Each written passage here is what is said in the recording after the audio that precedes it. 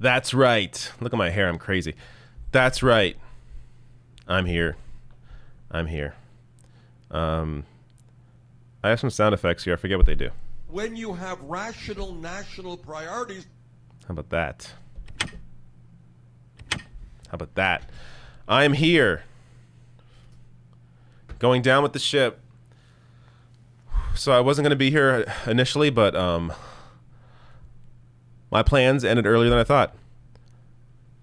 So I got some time and I'm home. Might as well experience this crap. Look who's talking right now. I got to be vigilant though on the mute button. Yesterday, my live stream got taken down again. 3 different audio clips throughout the live stream triggered the algorithm. I'm not sure if that video is back up. I was supposed to cut out that audio, so if you want to watch night 3, I'm not sure what's going on. But hopefully at some point it's back up. Anyways, I'll be taking your chats. I'll be listening to when the real speeches happen. We're not going to listen to this dingo.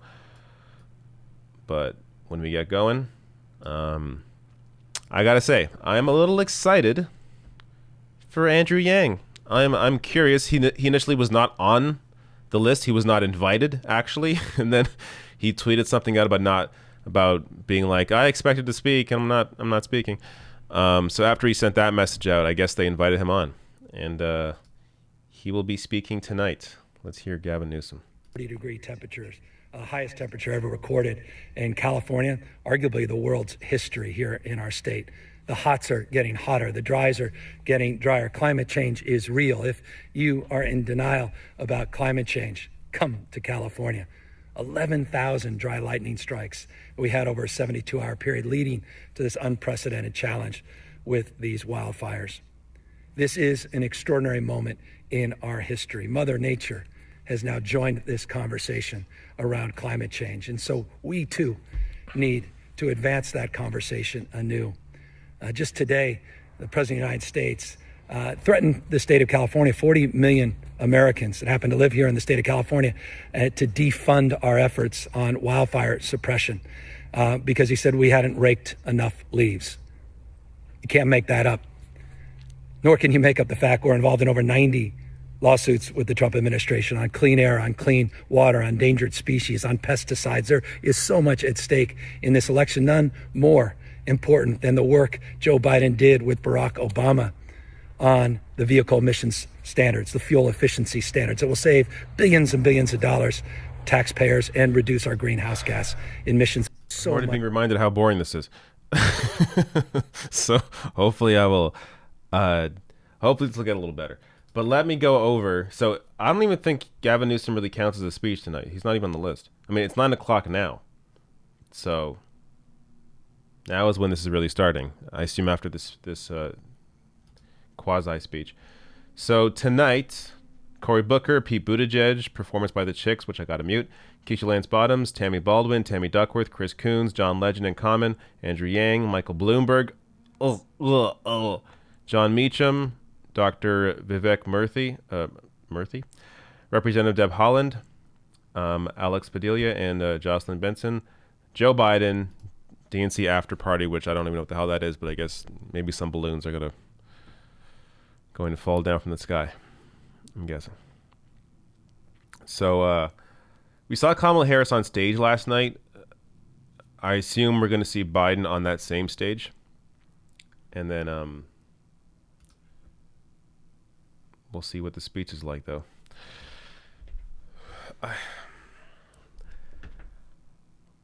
Biden in a long speech, I'm not so sure. I'm not so sure how that's going to go. We're going to find out. Also, look, see these music notes?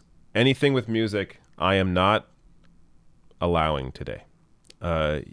Yesterday, I took some risks because there was a lot of these clip shows, and it got kind of boring, so I figured we'd watch some of this. And apparently, they're pretty much using all copyright music. So I'd rather this video be allowed for people to see later and just mute some of this BS. Because, again, if you want to see the full thing without me interrupting it, well, there's an official feed. You don't have to watch this. But if you want to chill with me while we're going through this and dying together, then please sit with me and we'll enjoy this. Might not enjoy the video, but we'll enjoy each other's company. And it'll be a good time. See if the music is off this. Beats in the heart. Nope, music. Again, this is all this stuff is marketing stuff. We with these speeches, they're likely all going to be pretty cookie cutter, which is why I'm excited to see. I assume this is a speech. Spirit is unleashed, and that we're not fearing. There's still music on this. So he's supposed to be giving a speech. Okay, this is not the speech. That's why I'm excited about Andrew Yang, because Andrew Yang is unconventional. Typically, not completely, but his focus is a little more unconventional than what we're used to from the Democratic Party. So, is he going to mention, Yang Bucks? Is he going to mention a UBI? And will he talk about Trump? Because for the most part, Yang was pretty hands off on Donald Trump. He's mostly discussed Trump as a symptom, which is true, but you can also discuss Trump as a symptom while also, acknowledging specific things that he has done that is horrible. So I'm curious to see if Andrew Yang will even mention Trump at all, or if he's going to talk about Biden and, I don't know, the way forward or whatever. I guess we'll find out. But gotta wait till the real speeches start here. Winston Shee says, didn't Pac-Man cry when Michelle Obama had her speech? Don't get me into this drama. There's already some fake Sam Cedar, David Pac-Man drama. I don't want to be in any real drama. I have no idea, actually. I honestly have no idea. That speech was amazing, though. Like, it was good on an emotional level.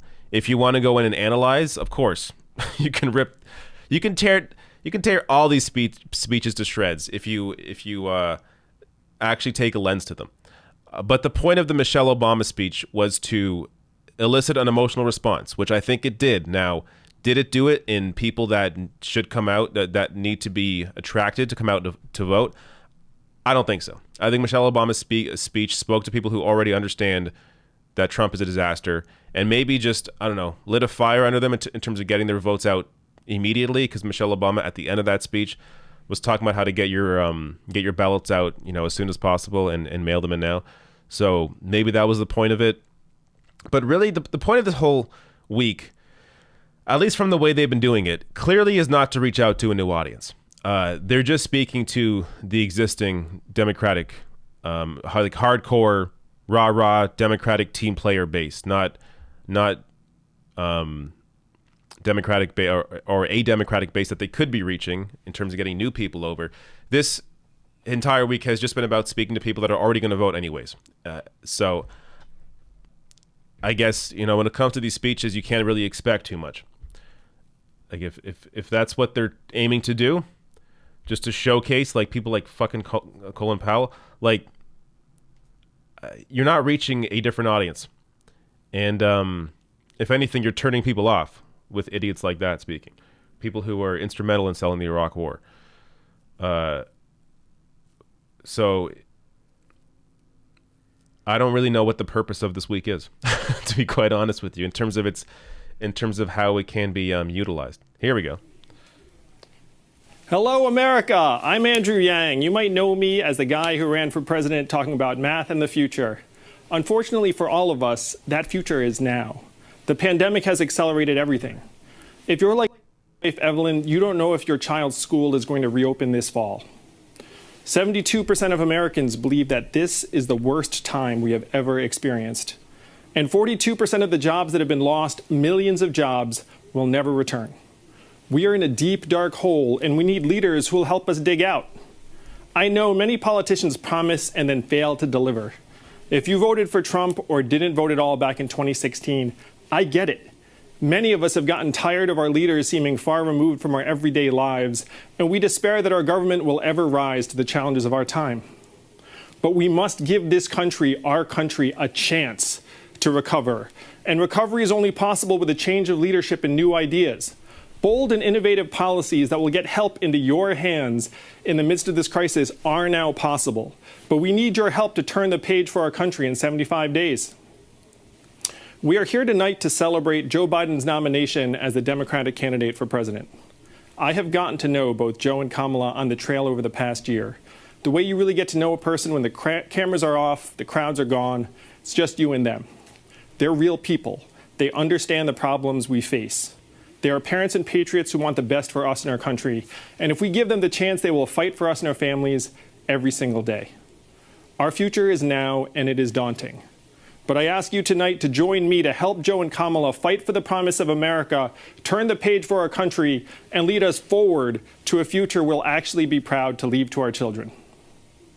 And now I'd like to turn it over to a great Democrat who will be with us throughout the evening. Between the two of us, we have 11 Emmys. How's that for math? One of my favorite actresses, Julia Louis-Dreyfus. Hey, Julia. That was the speech? Hi, Andrew. I'm so glad to see you. So what did you think about Kamala Harris's speech last night? It was tremendous. I was so happy for her. I know, me too. She was fabulous. I cannot wait to see her debate our current vice president, Mika Pints. Or is it Paints? It's pronounced Ponce, I believe. Oh some kind of weird foreign name? Yeah, not very American sounding. Yeah, that's what people are saying. Such a strongly. cringy. Well, Cringy, thank put you, on Andrew, and please give my regards to the gang. Clearly, this was rehearsed. I will. They're right in the next room. Have a great night, Julia. Thank you so much. Good evening, America, and welcome to the fourth night of the 2020 Democratic National Convention, Uniting America. Okay, these last few nights have been going so well, we decided to add a fifth night where we will just play Michelle Obama's speech on a loop. Just a joke. I first met Joe Biden when I was doing my show, Veep. Please don't ruin Seinfeld for me. I played the vice president, and he was, in fact, the vice president, and we hit it off immediately. Soon after, I was asked to be on the cover of a magazine. Remember those? And I was so excited. It was like, oh, what's it going to be? People or Vogue or Rolling Stone? Well, it turns out it was for Arrive, the official onboard magazine of Amtrak, which nobody ever reads, even though it's free. And the day it came out, my phone rang, and it was the vice president telling me he loved the cover and the whole article, and that it was one of the best issues of Arrive he had ever read. And that is just one of the many reasons that I wanted to be here tonight for Joe. And to remind you that Joe Biden not only knows how to read, but also he reads everything. You know, I am no policy expert, and I certainly don't pretend to be one, but I have a gut feeling about fairness and what's right. And that is why I am so excited that just in a little while, we're going to hear from Joe Biden about his plans for America. Plans for a strong economy that helps working people and small businesses, not just billionaires, and plans to raise the wages talked about for small the nurses business every and single teachers day and so grocery far. workers This that are wouldn't be a getting change us of through pace. this crisis. God love them. So, how can you help Joe? It's super simple. Vote. Right now, you can text VOTE to 30330 to learn about all of your voting options and make the best plan for how to vote in your community, wherever you are. An easy way to remember 30330 is that's the year Donald Trump will finally release his tax returns. Oh my If we God. Dylan O'Leary says DNC equals Democratic National Cringe Fest. I just don't want Julia to ruin Seinfeld for me. That's all I ask. Please don't ruin Seinfeld after this night. It's already getting pretty crazy. This time, do it while you're smiling, okay? All right, ready? And action. I pledge allegiance to the flag of the United States of America and to the republic for which it stands, one nation, under God, indivisible, with liberty and justice for all. Awesome. Cut it. He needs an agent. Now they're using... Oh my goodness. Cannot play Dixie Chicks.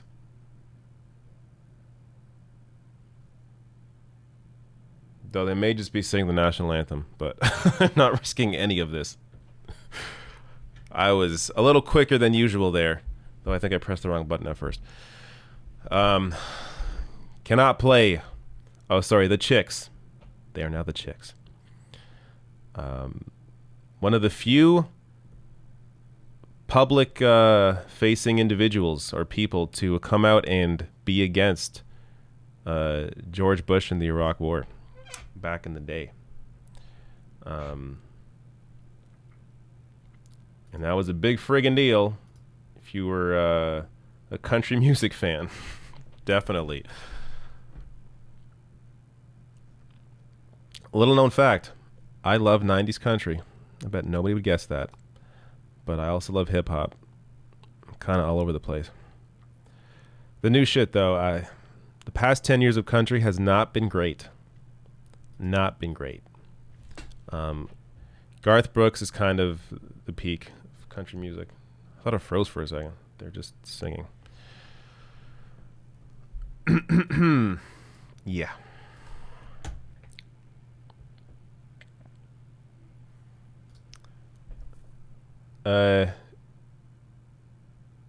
Junior McGraw says Yang was delegated to a 90s sitcom cameo.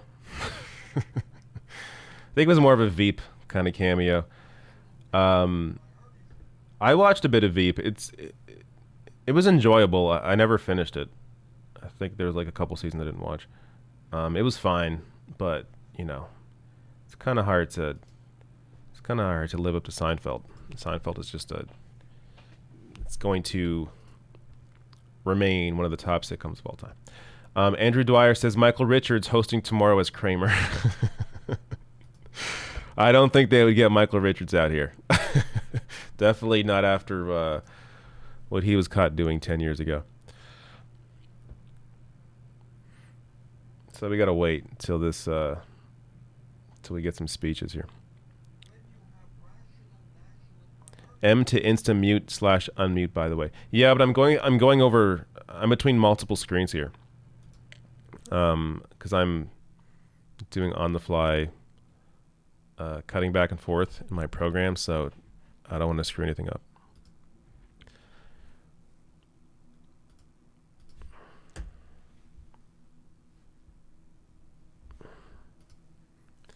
Somebody asked for substance from this stream. I don't think you're going to get much substance from this convention. I was hoping Andrew Yang would bring some, but it looked like he was given like 60 seconds. And yeah, which, you know, I guess is fine, but I was expecting a little more out of him. But basically, he's, again, didn't talk about Trump specifically. Just talked about voting for Biden, Kamala Harris, how he knows them, and to vote for them. Pretty much the entire message.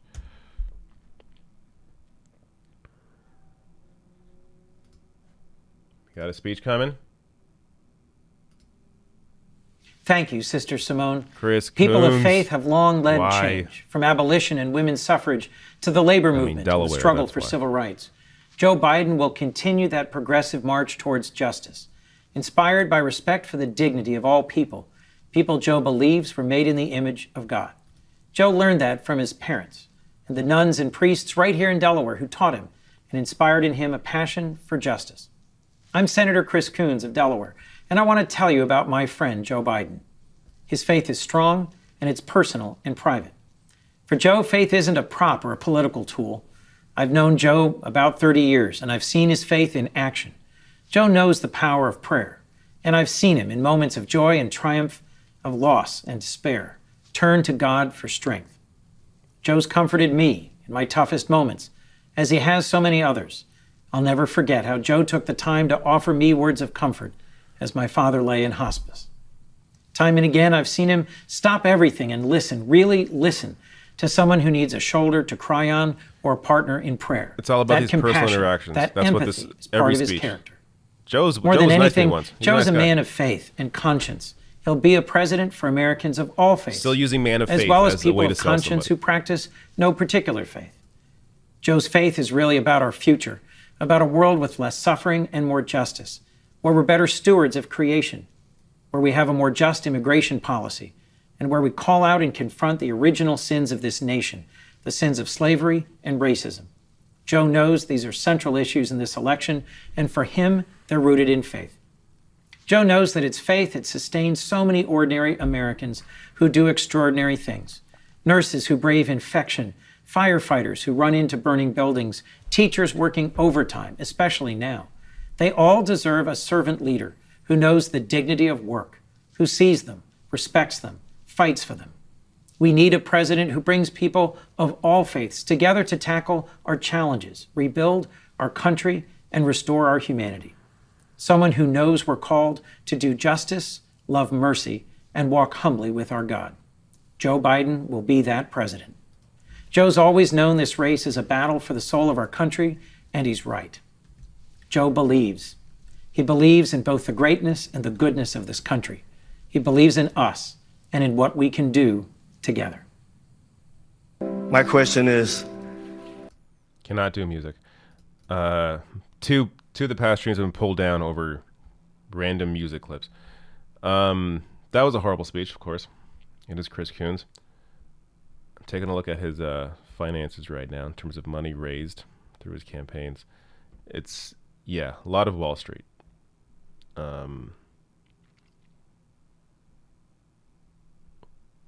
See if we can share this.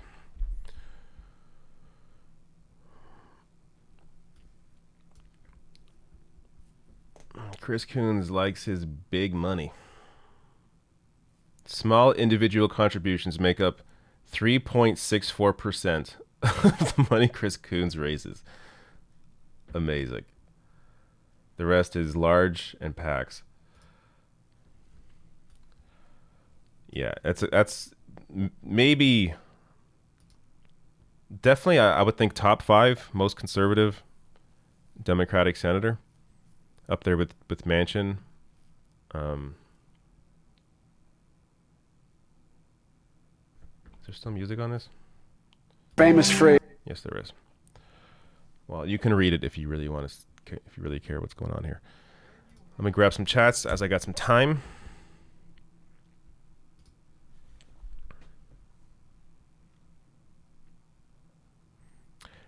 Ten Law Gnome says if they could have Jon Stewart, actually. By the way, Law Gnomes, thank you again for showing up. A lot of you here showing up on the regular. Oh, sorry. Let me get back to you. Joe Biden goes to church so regularly that he doesn't even need tear gas and a bunch of federalized troops to help him get there. No one fought harder for your right to vote than John Lewis. Here to speak about him and his legacy, we have one of our great mayors, Atlanta's Keisha Lance Bottoms. Mayor Bottoms, hello. I know that you're recovering from the coronavirus. How are you feeling? Why are they doing this pass-off thing? Well, good evening. I feel really good. Thank you for asking. My husband, on the other hand, is still having many of the lingering side effects that people talk about, but all in all, our family's doing great. Well, I'm glad to hear it, but boy, I think a lot of Americans are going to be dealing with that for a long time. Hey, Mayor, I wanted to ask you something. Is Atlanta ready for Election Day? We will be ready, and we are going to do everything that we can to make sure that voting goes smoothly. But we are encouraging people, if you can vote early in your state, to please do so. Early vote during the early vote. Perfect. Excellent advice. Over 40 states now allow some form of early voting. Okay, stay safe, Mayor, and I turn it over to you. This is really awkward. Well, thank you, Julia, and good evening. I'm Keisha Lance Bottoms, a mother of 4, and mayor of Atlanta, Georgia, cradle of the civil rights movement, and like so many other cities, a place where the struggle for human dignity continues. I'm proud to have grown up in this city, educated in its public schools, and blessed to have known our hometown heroes like Dr. Joseph Lowry, Dr. C.T. Vivian, and our teacher, our friend, our conscience, our congressman, John Lewis. He walked gently amongst us, not as a distant icon, but as a God-fearing man who did what he could to fulfill the as yet unfulfilled promise of America. People often think that they can't make a difference, like our civil rights icons. But every person in the movement mattered. Those who made the sandwiches, swept the church floors, stuffed the envelopes.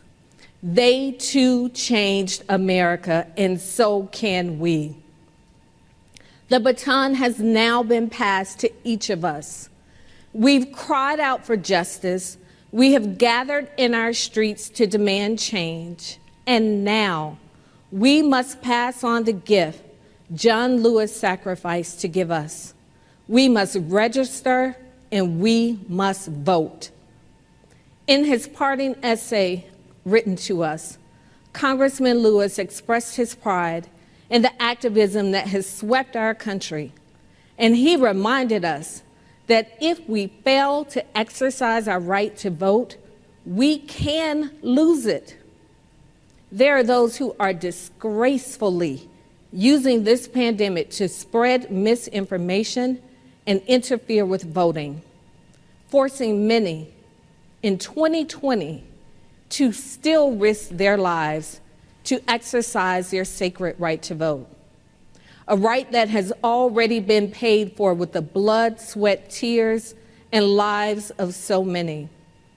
So let's stand up for our children, our children's children, and for this great democracy that our ancestors worked to build, and let's vote.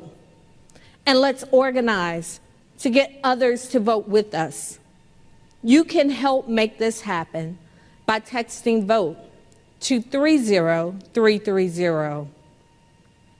We know how important it is that we elect real leaders like Joe Biden and Kamala Harris, people of honor and integrity who hold justice close to their hearts and believe that the lives of my 4 Black children matter. In the words of womanist poet Audre Lorde, your silence will not protect you. Congressman Lewis would not be silenced, and neither can we. We cannot wait for some other time, some other place, some other heroes. We must be the heroes of our generation because we too are America. Our votes can be our voice.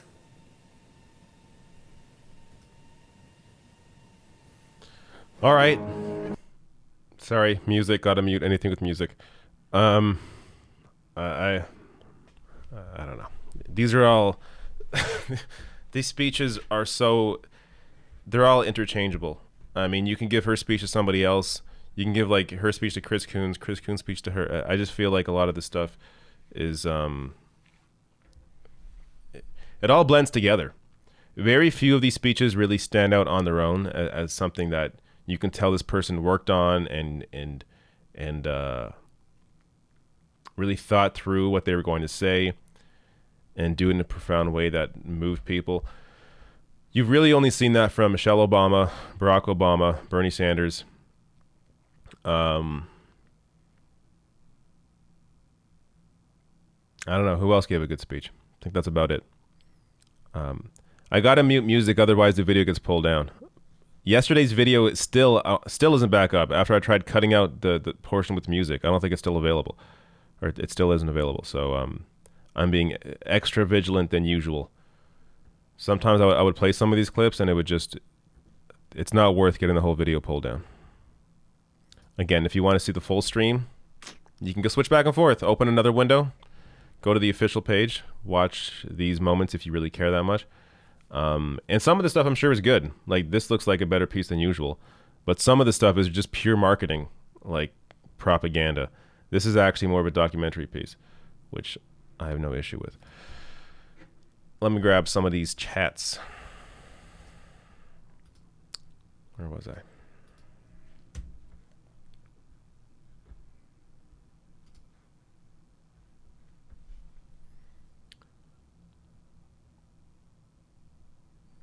I was at Lawn Gnomes. Lawn Gnomes. If they could have Jon Stewart actually bring his let's make sure this isn't a speech. Okay. If they could have Jon Stewart actually bring his A game like he did for 9/11 responders, that would be an appropriate use of a comedian. Hey, yeah, Jon Stewart should be here. I think he's someone that they absolutely, and also is also like in their wheelhouse. Someone that is acceptable to a lot of liberals as well.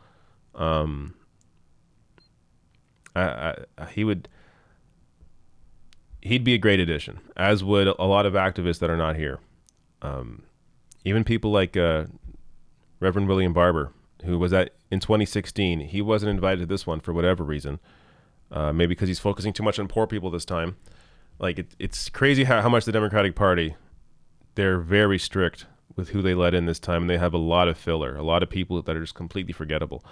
But you could have had Cornel West, who also has talked about voting for Biden, and is going to be at the People's Movement, what's it called? Movement for a People's Party convention, as with Nina Turner. But okay, Joshua Bader says this whole thing is one gigantic parody. Jesus effing Christ. Sasha Mullen says Julia Louis-Dreyfus voice. Thanks for Biden. Thanks for Biden your time. That absolutely is that a joke she already told? Because if not, I would not be surprised to hear that.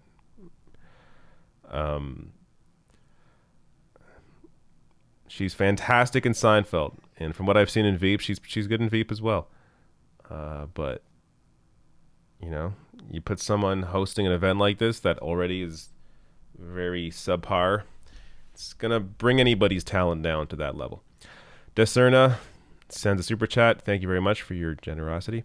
Andrew Dwyer says, America, the theocracy. Yes. I sang says, more pandering, I see. Mm-hmm. Andrew Dwyer says, can you do a video on Alex Morse debate? Maybe. That was 2 days ago, right? I have to look up more clips from that. But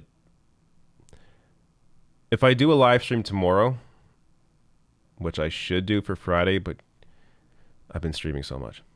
But if I do a stream tomorrow, I'll see if hopefully I remember. It's on my list, but hopefully that would be something I would do during the live stream. If I can remember to bring that up, grab some clips. This appears to be another song. Oh, I just realized, yeah, we're getting the, okay. Yeah, probably don't need this version since it's a smaller window. Yeah, I pressed something earlier that made it jump around. There we go, full screen. Okay.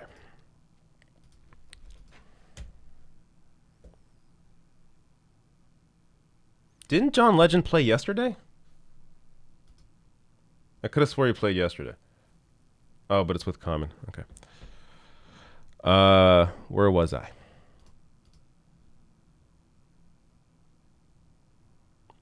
Shisha Line Dog, thank you for your generosity. Malcolm Marzo says, thank you for your service, like your calm Canadian style from a veteran of the Vietnam War crime. Wow. Thank you, Malcolm. Thank you so much. Joshua Fazeli says, hey, I'm just getting into this tonight, but this convention is getting ridiculous. Why isn't anyone talking policy? We get it, Trump, but what the fuck? It's because this is the convention. This is what they do. This is the party, though, right? Like, they could... The thing is, Biden has some policy they could be talking about. And maybe he'll talk about it tonight. Like, he supposedly has a public option. I mean, maybe at least mention that. It's not much, considering where the debate is now, but it's something worth mentioning. He supports $15 an hour. Could mention that. But it's not even just a lack of solid policy or bold policy that would excite people, and that's definitely part of the reason why it's not being mentioned as often. But it's also these Democratic consultants and the typical way they've done things for the past 40 years. They just continue on that same path. They're not really questioning the foundation of how they market themselves. And, you know, there's a lot of marketing in politics and being able to appeal to people. And this is the kind of shit that worked 20 years ago. Like, this is the kind of shit that used to work. And they're still doing that same bullshit. And to some degree, this stuff still does work on many people, especially more older generations that enjoyed this in the past. Again, I'm not saying everybody, as obviously in my audience it's diverse in terms of age, but this kind of stuff still works on people, you know, so they're going to keep using it. But if they wanted to actually grow their support base, instead of just talking to the same people every 4 years, then you have to talk policy. You have to put some bold ideas out there. You have to actually offer people something. And you're seeing the demand for that increase every year, because every year, you know, whoever's 17 now is going to be a voting age next year. And every year, millennials and Gen Z get a little older, and we get a little more control over the culture, over society. And we have the ability, people that are in the younger generations, but also people that are in older generations that know better, we all have the ability to change the conversation. And we are slowly doing that. You see how they dismiss Twitter all the time now? If you ever noticed that on cable news or wherever, they talk about Twitter like it's an afterthought, or not like afterthought, but they almost make fun of it. Like somebody will say something and someone else will be like, oh, you're going to get it on Twitter. They're going to come after you. It's because they notice that. They notice that when they say dumb shit, they're corrected. Like when you see Jason Johnson tweet out something dumb like he does every goddamn day at this point, he gets corrected. He gets mauled by an online mob. And it's not for the fun of it. It's not because, hey, it's fun to hate on Jason. No, it's because he's wrong all the time. And he is being corrected. And they should be corrected. You should not be on television spreading misinformation every day. You should not be allowed. But not even are these people invited on. They're hosting the shows. They're the people. They're the MSNBC hosts, the CNN hosts. These people are embedded in this worldview that has been so focused around the wealthy and the well-connected, and treating politics as sort of this Hollywood thing or this team sport. It's almost a combination of sports and Hollywood. That's kind of what politics, American politics has become in terms of the mainstream press and how they cover it. But we are slowly changing that. And it happens online. It's not going to happen on cable news. The change is going to happen here. And it just, every year, it slowly builds because older people die, younger people come of age to vote, and it changes every year. So these younger generations are way more educated than in the past. And we're seeing that translate into movements in the streets. All right, here we go. His final Sunday sermon, days before his death, Martin Luther King Jr. said, "We are tied together in the single garment of destiny. This is the way God's universe is made. This is the way it is structured. A single garment of destiny. We, the people, cannot escape that reality. Nor, as Lincoln taught us, can you and I escape history. And we shouldn't want to, for many of us have been given much: liberty, opportunity, a sense of possibility. The task of our time is to make sure those gifts are available not just to folks who look like me, but to all of us." This is a grave moment in America. A deadly virus is ravaging us. Our jobs are evaporating. Our faith in the things that bind us together is fraying, for our democracy is under assault from an incumbent more interested in himself than he is in the rest of us. Extremism, nativism, isolationism, and a lack of economic opportunity for working people are all preventing us from realizing our nation's promise. And so we must decide whether we will continue to be prisoners of the darkest of American forces, or will we free ourselves to write a brighter, better, nobler story. That's the issue of this election, a choice that goes straight to the nature of the soul of America. Humankind has long viewed the soul as the vital center, the core, the essence of existence. The soul is what makes us, us. In its finest hours, America's soul has been animated by the proposition that we are all created equal, and by the imperative to ensure that we are treated equally. Yet America is a mix of light and shadow. Seneca Falls and Selma and Stonewall dwell in the American soul, but so do the impulses that have given us slavery, segregation, and systemic discrimination. Often, we'd prefer to hear the trumpets rather than face the tragedies. But an honest accounting of who we've been can enable us to see who we should be. A country driven by the best parts of our soul, not by the worst. A country informed by reason and candor, not by ego and lies. A country that's big-hearted, not narrow-minded. The struggle to be who we ought to be is difficult, demanding, and ongoing. Justice can be elusive, and change in America has been painful and provisional. The Civil War led to segregation, the New Deal to right-wing reaction, civil rights to white backlash. Yet history, which will surely be our judge, can also be our guide. From Harriet Tubman to Alice Paul to John Lewis, from the beaches of Normandy to the rending of the Iron Curtain, our story has soared when we've built bridges, not walls, when we've lent a hand, not when we've pointed fingers, when we've hoped, not feared. If we live in hope, we open our souls to the power of love. We've been taught to love our neighbors as ourselves.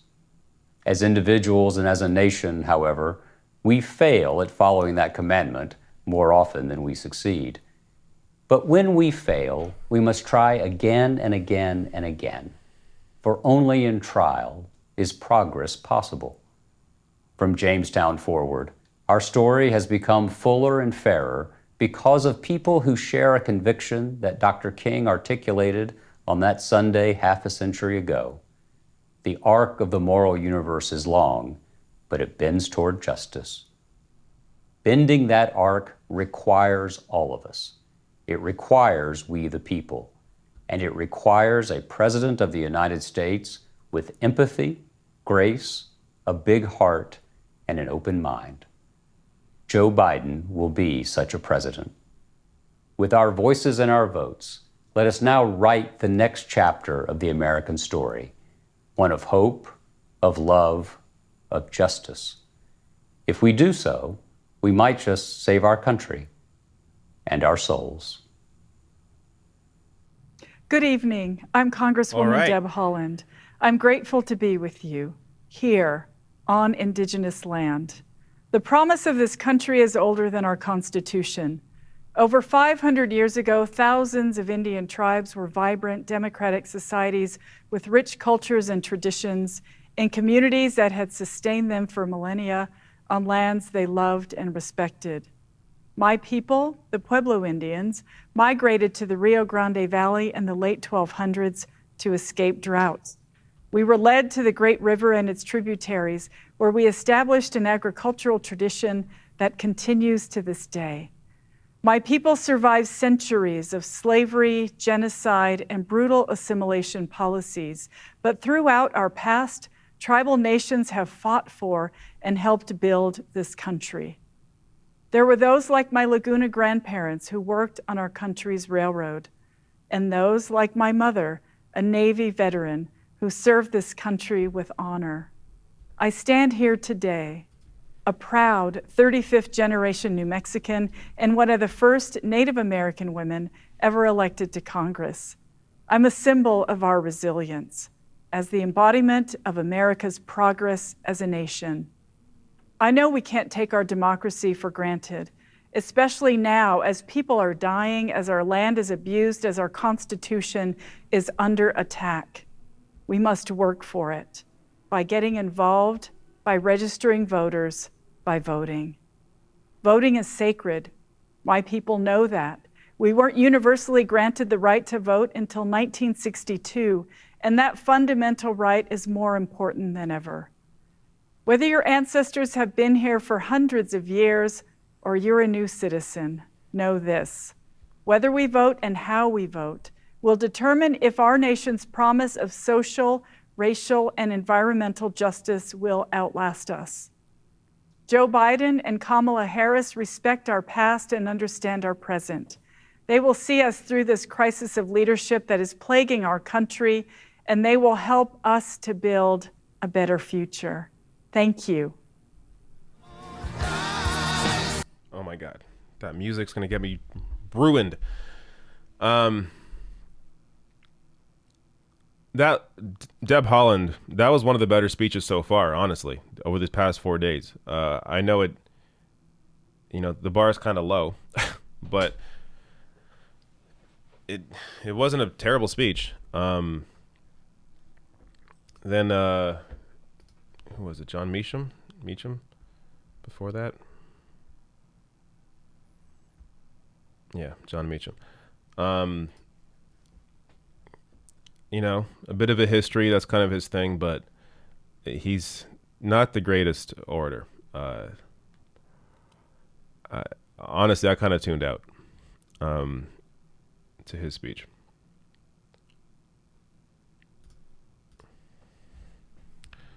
Let me grab some of these chats here.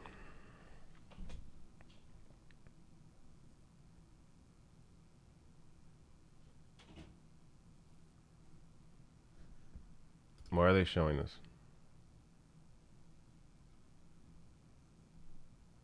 Little section that's Republican. Will they be stolen from mailboxes as they get put in by the mailman? Will they be taken from the mailmen and the mailwomen? Will they be forged? Who is signing them? Who's signing them? What, are they signed at a kitchen table and sent in? Will they be counterfeited by groups inside our nation? Will they be counterfeited maybe by the... When she first did this, it was funny. It was amusing. I found it funny. It's gone on too long now. I think it gets to a point where it's just like we get it. But nothing is more dangerous to our democracy than his attacks on mail-in voting during a pandemic. Okay, here's the truth. Donald Trump doesn't want any of us to vote because he knows he can't win fair and square. So whether you plan to vote by mail or in person wearing your mask, it is your vote and it's your right. Don't let Donald Trump take that away from you. For accurate, up-to-date voting information that you can trust, text VOTE to 30330. One more time, text VOTE to 30330. I'm Alex Padilla, California Secretary of State. And I'm Jocelyn Benson, the Secretary of State of Michigan. Voting is the oxygen of our democracy. It decides elections, and elections change lives. That's why we've seen so many attacks on our right to vote, including many that specifically target working families, young people, and communities of color. Secretaries of State are responsible for running fair, accessible, secure elections where every vote is counted and every voice is heard. We serve on the front lines defending our democracy against any and all attacks, foreign and domestic. So let's talk about this election. Despite what he says, Donald Trump can't cancel it. But he and Republicans are making it too hard for so many to cast their ballots. And now he's attacking vote by mail to distract and confuse voters. And let's be clear, there is absolutely zero difference between voting by mail and voting absentee. Millions of Americans have been voting absentee for decades. Donald Trump, his family, his staff, they all vote by mail. In fact, in states like Colorado, Utah, and Oregon, voters have been voting by mail for years. Republicans and Democrats agree it is safe. But now Trump has admitted he's trying to sabotage the post office to undermine voting by mail. And we're not going to let him do that. Our job is to make sure everyone can vote safely, whether in person or by mail. And your job is to make sure you vote. Just remove it. What was I going to say? I forgot what I was going to say now. 0330 for more voting options. If you're planning to vote from home, request... Oh, yeah. There's so much diversity, which is great in this convention. But notice how the two Muslim congresswomen aren't here. Rashida Tlaib and Ilhan Omar have been completely, swept under the carpet, just completely hidden from this convention, which shows you how empty the current diversity of the Democratic Party leadership, focusing on this, how empty that messaging is, because they don't like what Rashida Tlaib and Ilhan Omar fight for. So they purposely hide them. It's diversity only if you agree with us on everything. That's what their whole approach to diversity is. If you challenge us at all, then you can go fuck yourself. Okay, now I can grab some of these chats.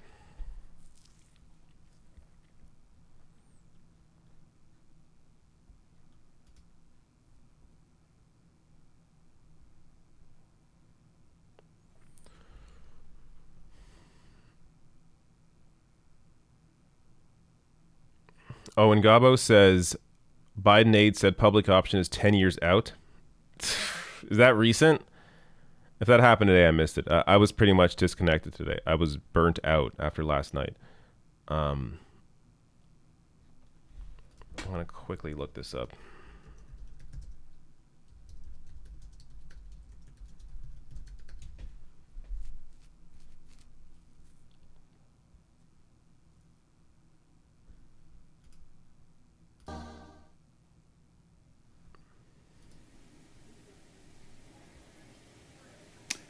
I'm here because a union job lifted my family out of poverty and into the middle class. My grandfather left the Jim Crow South for Detroit, joined the UAW, and got a job on the assembly lines during World War II. That union job enabled him to support his family, raise my mom, and send her to Fisk University. That's the American dream. Together we work, together we rise. Joe Biden and Kamala Harris know the dignity of all working Americans. They know the urgency and the demand of our dream. But working people are under attack. The wealth gap grows, our middle class shrinks, and poverty persists. Last week, Donald Trump said, and I quote, "Our economy is doing good." While 40 million Americans are at risk of losing their homes, 30 million aren't getting enough to eat, and 5.4 million people have lost their health care because of this crisis. He has failed us. But still, I believe in the dream of our ancestors. Together with Joe and Kamala in the White House, we'll raise the minimum wage so no one who works a full-time job in America lives in poverty. Together, we'll fight for those who keep us healthy, who keep us safe, who teach our children. We'll stand for those who cook and serve and clean, who plant and harvest, who pack, and always those who deliver, whose hands are thick with calluses, like my granddad's were, who lifted me high, who held mine when I was a boy. If he was alive, Joe and Kamala, he would be so proud of you. And he'd tell us, take another by the hand and another, and let's get to work. This dream ain't free. You gotta work for it. So like his generation, up and out of the Depression, let's now work together and stand together. And America, together, we will rise. This is my team. You guys build America, not Wall Street. Unions build America. That's right. The Americans just... He's what? He meets... Oh, my God. The guy met with Wall Street and said nothing would change. And now he's in front of 4 people. My team. That Cory Booker speech, I don't know. It had some energy, I guess. But, man, I'm just so...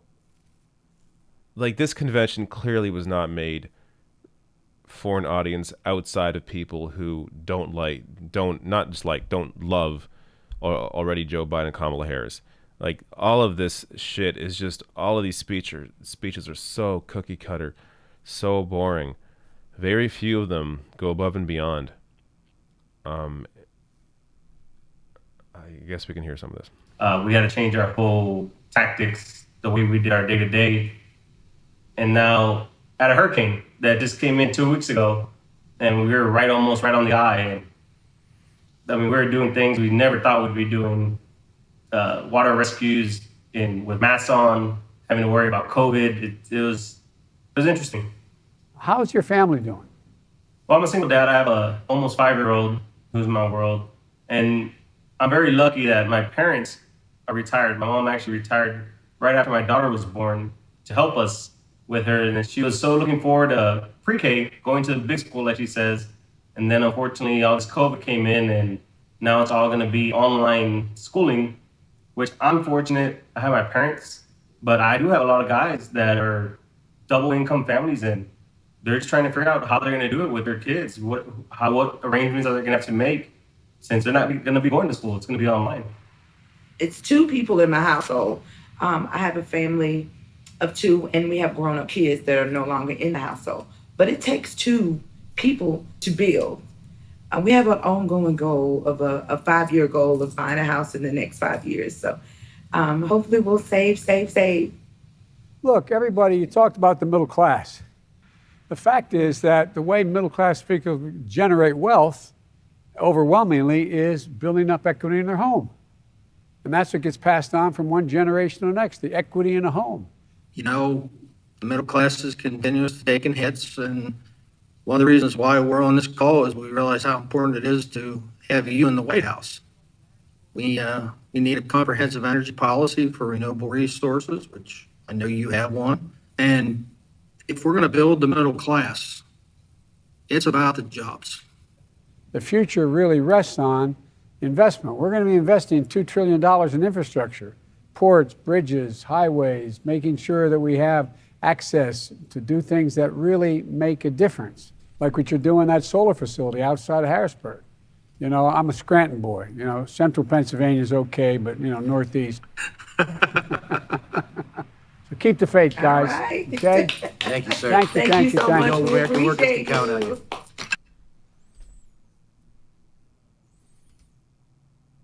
Though it's not typical for a former Surgeon General to speak at a convention, Surgeons General are appointed by presidents, but our work isn't about politics. Our highest duty is to the public. Our true guide is science, and our job is to speak the truth about public health, even when it's controversial or perceived as political. So here's the truth. Our nation absolutely has what it takes to overcome the COVID-19 pandemic that's claimed tens of thousands of our loved ones. We have the talent, resources, and technology. What we're missing is leadership. We need a leader who works with states to ensure that everyone who needs a test gets one and gets results quickly. A leader who secures a safe, effective vaccine and distributes it quickly and fairly. A leader who inspires us to practice distancing and wear masks, not as a political statement, but as a patriotic duty, a commitment we make to one another. That's why I'm here tonight, not because of politics or for party, but because I know Joe Biden can be that leader. I've worked with Joe Biden.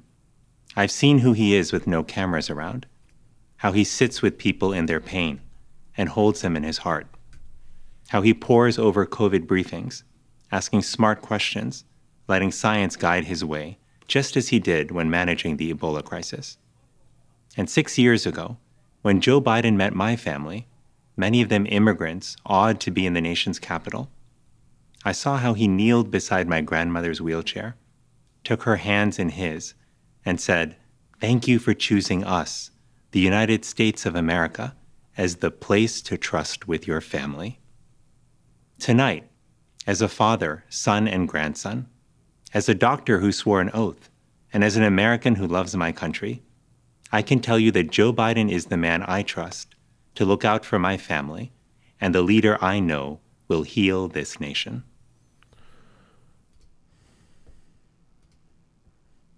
We just going from speech to speech? We are. A lot of Hi, speeches tonight. I'm Senator Tammy Baldwin. When I was 9 years old, I got sick, really sick. I was hospitalized, but since my grandparents were the ones raising me and our family's health plan didn't cover grandkids, they were forced to pay out of pocket for my 3-month hospital stay. I got better, but the insurance companies didn't. They refused to cover me at any cost because I was marked child with a pre-existing condition. We all have stories like this, stories about a time when the system was rigged against us, when we were counted out, left out, pushed out. Just think of what we've heard these past 4 days. Healthcare professionals who don't have the protective gear they need, young people whose asthma will get worse as our air quality does, workers who are afraid of losing their jobs. Each story begs this simple, fundamental question, a question that gets to the heart of the choice in this election. What kind of country do we want to be? Do we want to be a country where millionaires get to dodge taxes, or one that happened where last working time. families get a break? That happens under Do we want every to be presidency. a country where medical bills bury people in debt, or one where health care is affordable for all, or where tens of thousands Are we of pretending people die from a virus, some other worlds existed or under where the Democrats? American dream lives? I think we know the answer to that fundamental question, because most of us want the same things: good schools in our neighborhoods, racial justice, the freedom to love who we want, dignity in our work, and an economy where small businesses and working families thrive. And over the past months, we've added another to that list: a nation free from COVID. That's why Joe Biden and Kamala Harris are the only answer in this election. Trust me, they are. You see, there's another part of my story, the part where I ran for office, the part where I served in Congress, the part where I worked with Joe Biden and Barack Obama to make sure kids and grandkids, if they're dependents, can stay on their parents' health insurance until they're 26. We got that done. How about And just yes, a universal it system? was a big effing deal. That's the America I know. That's the America Quoting Joe I Biden love. there. And that's the America we will be with Joe Biden and Kamala Harris in the White House. A nation that plans, a nation that builds, a nation that builds back. Say it with me there at home: a nation that builds back better. Here in Wisconsin, our state motto is just one word: forward. This November, let's move forward and never look back. Thank you. All right. Can I speak now? Are we done with these speeches? This one of these music clip things? I think so. All right, let me... your chats are coming in, so let me make sure I address these. To Biden saying his aides, or to Owen Gobbo's question about Biden aides said public option is 10 years out, I did not see that. So I'm not sure where you saw that. I was trying to look it up. I couldn't find anything about that. Andrew Dwyer says Morris also had a debate today, FYI. Okay, so I guess I got to check out both those debates. I missed both. Irving Cruz says, hello, what do you think about the election of 2020? Go watch some of my past videos or watch this one and find out. Joshua Fazeli says, policy, or in response to policy, they don't talk policy because they follow a Meet the Press panelist center-right policy. Surprised Danielle Pletka isn't speaking. Yeah, that is true. I'm 95 years old. I'm a veteran of World War II and of Korea. When I wear a uniform, I wear only two badges, my parachute wings and the combat infantry badge. I did make one combat jump over the Rhine in Germany, and I'm proud of that. I have been a Republican since the 1960s. I'm a member of the NRA, and I voted for Trump. I think Trump has been the worst president we've ever had, so I'll be glad to see him go. I think Joe Biden will be a great leader for the United States. Like me, on the day of my jump into Germany, I think Joe Biden cares about doing his proper duty for the United States. And if he's elected, that's what he will do. God, stop with this music out of nowhere. This will likely be pulled down tomorrow as well. This may be, in fact, be the song that got me pulled down yesterday. Though I gotta double check that, but I would not be shocked.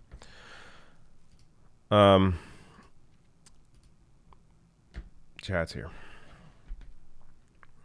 Yada News says the truth is that girl impersonating Donald Trump would have gotten more speaking time in this convention than MLK if he was alive. Rest in peace. Yeah. 100%. 100%. Everyone loves to pretend, oh, yeah, MLK, of course, we were all on the side last time, or years ago, and of course they would not. These people are unable or unwilling to see the world that they currently live in and the side that they've taken, and how in 20 years it's going to be obvious they were on the wrong side of history. Like, you really think in 20, 30, 50 years that people against Medicare for all are going to look like the smart ones? Are you kidding me? Wake the fuck up. Look around the world for your answer.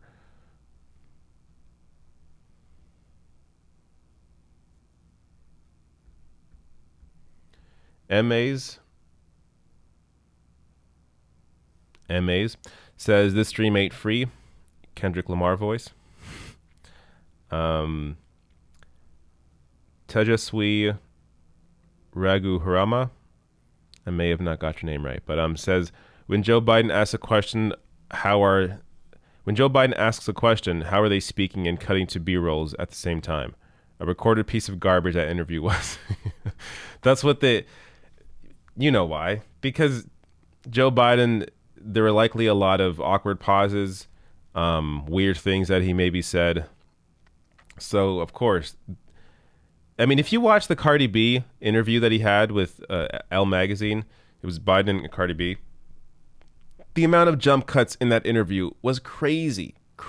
I've never seen that many jump cuts in an interview. They cut everything. They cut every sentence. They cut before every answer. It was cut everything.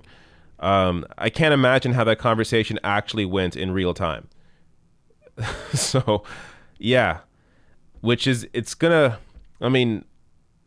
Assuming things do get back to normal at some point, and assuming Biden loses, two big assumptions there. But imagining Biden in just a regular appearance, like a live appearance, whether it's a speech, whether he's giving an address, whether he's talking to the media, whatever it is. If it's bad now, it's going to be it's just going to get worse. And there's a good chance he may not last even 4 years. And Kamala Harris steps in early. There's a really good chance. You know, maybe after the first couple of years, they're like, okay, we got whatever recovery they have. Of course, it won't be enough because it won't include guaranteed health care, won't include $2,000 a month, won't include real financial help for people. But they'll be like, yeah, okay, Biden, you know, his job was to come in here and get America back on the right track, and now we got Kamala Harris taking over. That's kind of what I see happening. And but now I'm also opening up to the real possibility that this is not going to be easy for Kamala Harris either in a primary race. Again, we're making lots of assumptions here. Assumption being Biden wins. But in that situation, and in the situation Biden is out after 4 years at the most, I don't think it's going to be all that easy for Kamala, especially if they did not really get the country back on track like they claimed, especially if people are still struggling with healthcare costs, especially if people there's still mass wealth inequality. They're not going to get that turned around in 2 years with their plans. Good evening. I'm Tammy Duckworth. When I first enlisted in the Army, I was eager to serve my country, yet anxious whether I'd be able to earn my way into the ranks. But I earned my wings and later commanded my own air assault unit, learning that serving and leading in the military is both a privilege and a sacrifice. To be a commander, you must always put your troops first, because one day you may order them to sacrifice everything for our great nation. To do that, leaders must command their troops respect and be worthy of their pledge to protect and defend our Constitution, no matter the cost. But military service doesn't just take sacrifice from those in uniform. It's required from their families, too. My husband, Brian, was the one who rushed to Walter Reed after I was wounded in Iraq. He was the one holding my hand, waiting for me to wake up. And when I finally did, he was my rock, getting me through those hours, weeks, months of unspeakable pain and unending surgeries. He was my anchor as I relearned to walk, helping me through every step and every stumble. Our military spouses hold their families together, praying for their loved ones' safety wherever they're deployed and serving as caregivers to our disabled service members, and then picking up the pieces and starting again whenever the next tour or the next war arises. Joe Biden understands these sacrifices because he's made them himself. When his son Beau deployed to Iraq, his burden was also shouldered by his family. Joe knows the fear military families live because he's felt that dread of never knowing if your deployed loved one is safe. He understands their bravery because he has had to muster that same strength every hour of every day Beau was overseas. That's the kind of leader our service members deserve. One who understands the risks they face and who would actually protect them by doing his job as commander-in-chief. Instead, they have a coward-in-chief who won't stand up to Vladimir Putin, read his daily intelligence briefings, or even publicly admonish adversaries for reportedly putting bounties on our troops' heads. As president, Joe Biden would never let tyrants manipulate him like a puppet. He would never pervert our military to stroke his own ego. He would never turn his back on our troops or threaten them against Americans peacefully exercising their constitutional rights. Joe Biden would stand up for what's right, stand tall for our troops, and stand strong against our enemies. Because unlike Trump, Joe Biden has common decency. He has common sense. He can command, both from experience and from strength. Donald Trump doesn't deserve to call himself commander-in-chief for another 4 minutes, let alone another 4 years. Our troops deserve better. Our country deserves better. If you agree, text MORE to 30330 to elect Joe Biden, a leader who actually cares enough about America to lead.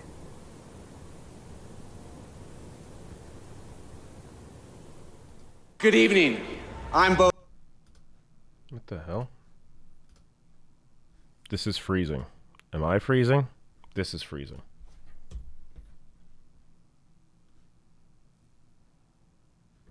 Is the internet still working? Am I still live? Things are definitely happening right now. Or not happening. Father, brother.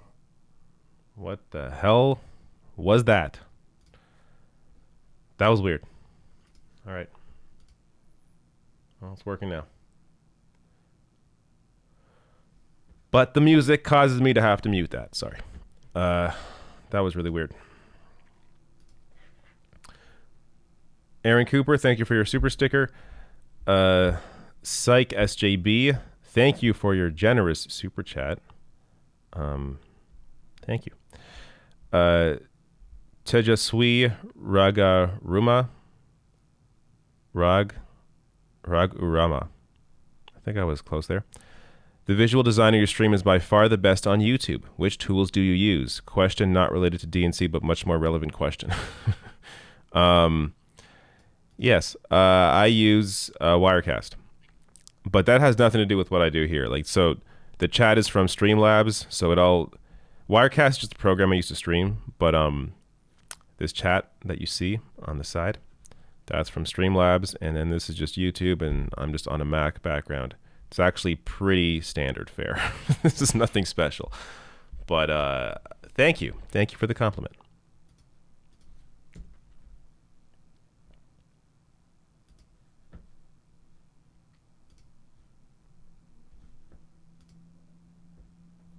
The next. Yeah, we got that music on there. Can't do it, folks. Can't do the music. You'll have to have a second tab if you really want to see these little pieces.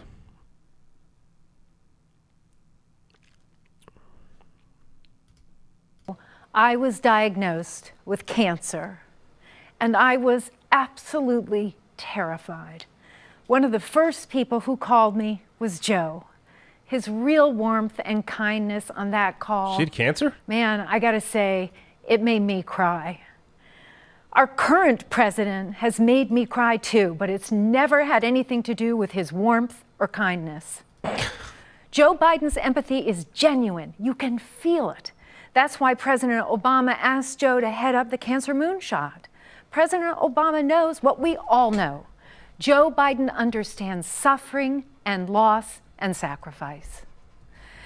Mayor Pete Buttigieg also knows something about sacrifice. He volunteered and was deployed to Afghanistan, then returned home to Indiana to become a highly effective public servant. Say hi to Mayor Pete. Oh, Jesus. Get your eye rolling ready. Good evening. Beau Biden lived a life of service, in office and in uniform. When you put your life on the line for this country, you do it not because it's the country you live in, but because it's a country you believe in. I believe in this country because America, uniquely, holds the promise of a place where everyone can belong. We know that for too many and for too long, that promise has been denied. But we also know America is at its best when we make that circle of belonging wider. Just over 10 years ago, I joined a military where firing me because of who I am wasn't just possible, it was policy. Now, in 2020, it is unlawful in America to fire someone because of who they are or who they love. The very ring on my finger, a wedding we celebrated, here where I'm standing, reflects how this country can change. Love makes my marriage real. But political courage made it possible, including that of Joe Biden, who stepped out ahead even of this party when he said that marriage equality ought to be the law of the land. There is a long way to go. But if this much can change between 2010 and 2020, imagine what could change between now and 2030. Imagine what we could achieve, this coalition we are building this very season, gathering progressives and moderates, independents, and even what I like to call future former Republicans, standing for an America where everyone belongs. Joe Biden is right. This is a contest for the soul of the nation. And to me, that contest is not between good Americans and evil Americans. It's the struggle to call out what is good in every American. It's up to us. Will America be a place where faith is about healing and not exclusion? Can we become a country that lives up to the truth that Black lives matter? Will we handle questions of science and medicine by turning to scientists and doctors? Will we see to it that no one who works full-time can live in poverty?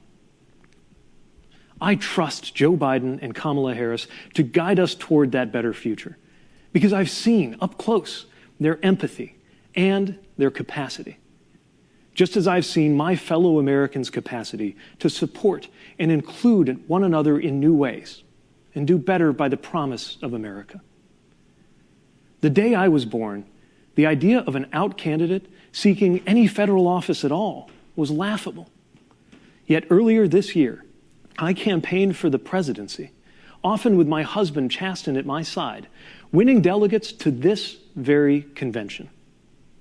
Now I come to this convention proudly supporting Joe Biden and Kamala Harris, joining fellow Democrats who were squaring off in competition just a few months ago. A number of us recently got together to talk about the Joe we know. Hi, I'm Cory Booker. Welcome to everybody at home. I am very excited to present to you a group of people that ran in the 2020 Democratic primary against Joe Biden. You could think of this sort of like Survivor on the out interviews of all the people that got voted off the island. Bernie, just gonna talk about how nice don't you Joe laugh, is. because I got questions for you like, why does my girlfriend like you more than she likes me? But let's move on. Because she's smarter than you, and that's the obvious answer, right? That's because she backed Bernie. I'm curious because Senator Sanders and Senator Klobuchar, you actually served with Joe Rosario Biden in the Dawson's Senate. his I'm wondering if you have any Back memories Bernie of what Sanders he was like as a 2016. colleague in the Senate. Well, I remember one night when I was giving one of those floor speeches, and Cory, you know what this is like. No one was there. No one was watching. I was all alone, and I gave my speech with much vigor to a completely empty chamber. And I walked out of there, and I thought, I wonder if my mom was even watching this on C-SPAN. And at that moment, the cell phone rings, and I actually thought maybe my mom was watching it on C-SPAN. And you know who it was? It was Joe Biden. And that kind of goes to not only his kindness for calling me and being a mentor, but it also goes to how much he cares about our government and what people are saying, and that even when he's at home at night, he's watching and he cares. But Amy, we all want to know, did your mother watch the speech? I know. You remember the steak fry when we were waiting to go on? It worked out to where I was there the same time he was. And he pulled me aside at one point and he pointed to somebody who we both knew who was working on my campaign, but he'd known from before, and let me know that was somebody who'd gone through a family tragedy that Joe somehow knew about. And just thought it was important for me to know that about someone who was working with me. And I thought, over time I realized that was just basic to who he is, but that always stuck with me.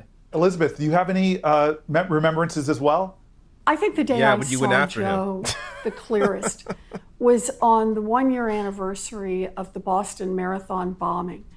And everyone, of course, was enormously honored to have the vice president here.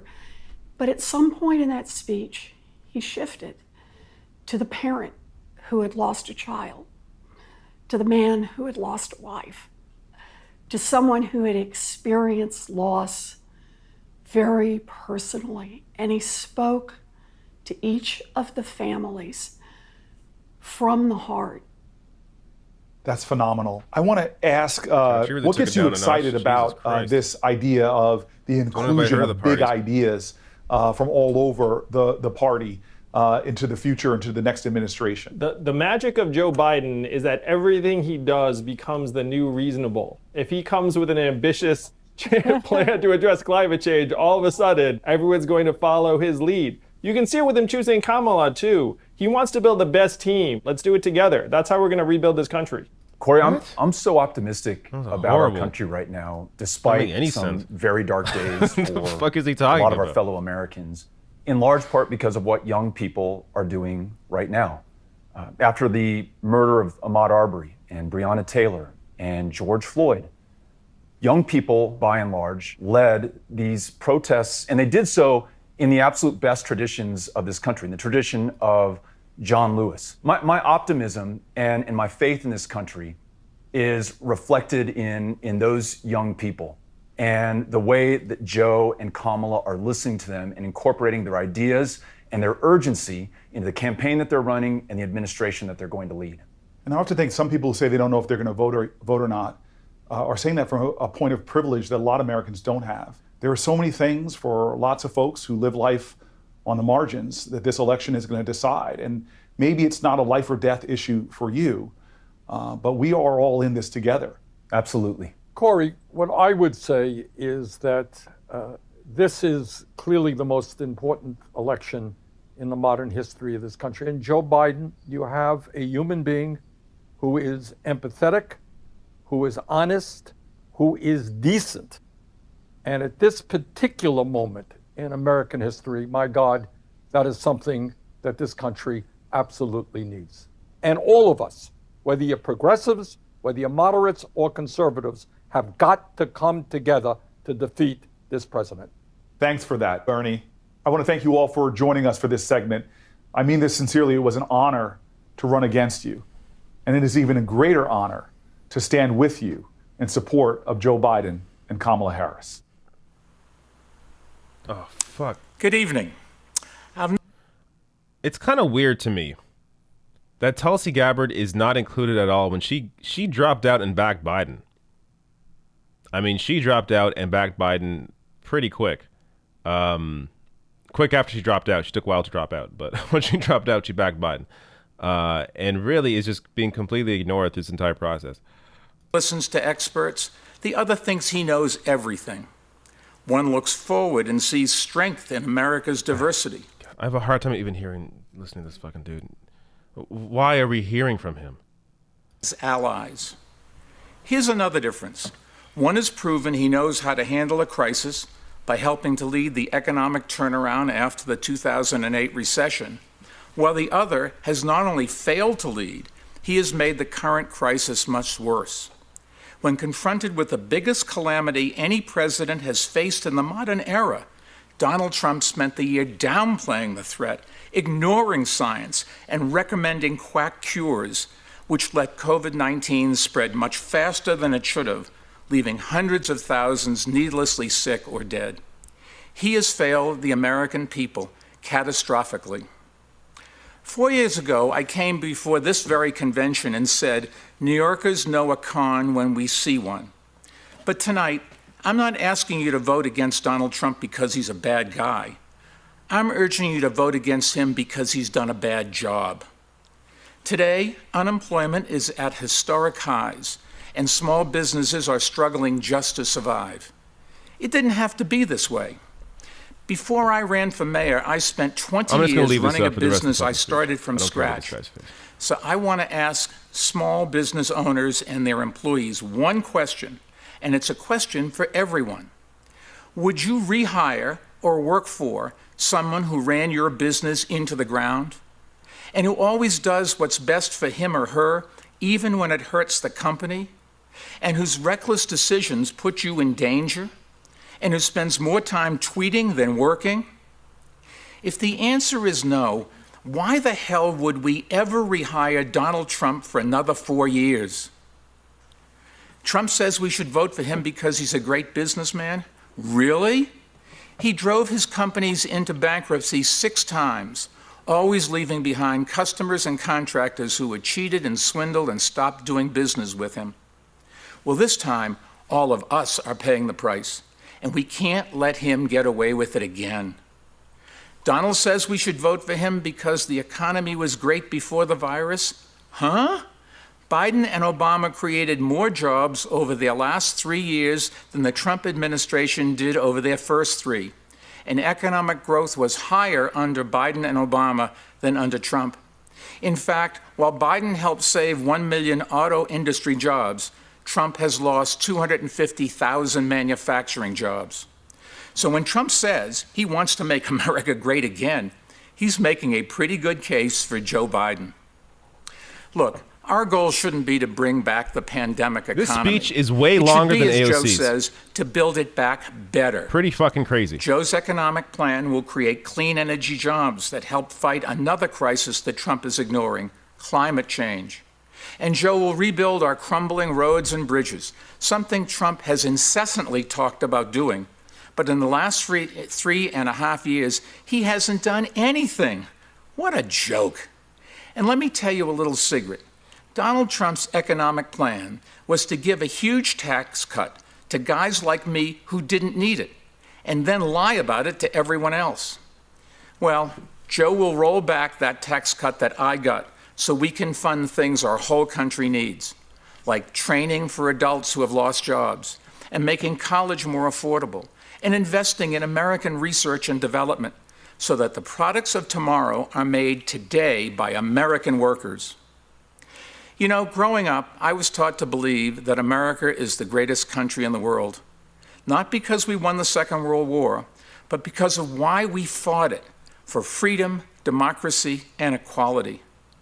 My favorite childhood book was called Johnny Tremaine, about a Boston boy who joins the Sons of Liberty at the dawn of the American Revolution. At the end of the book, Johnny stands on Lexington Commons and sees a nation that is, quote, green with spring, dreaming of the future. That's the America I know and love. And that's the America we are in danger of losing under this president.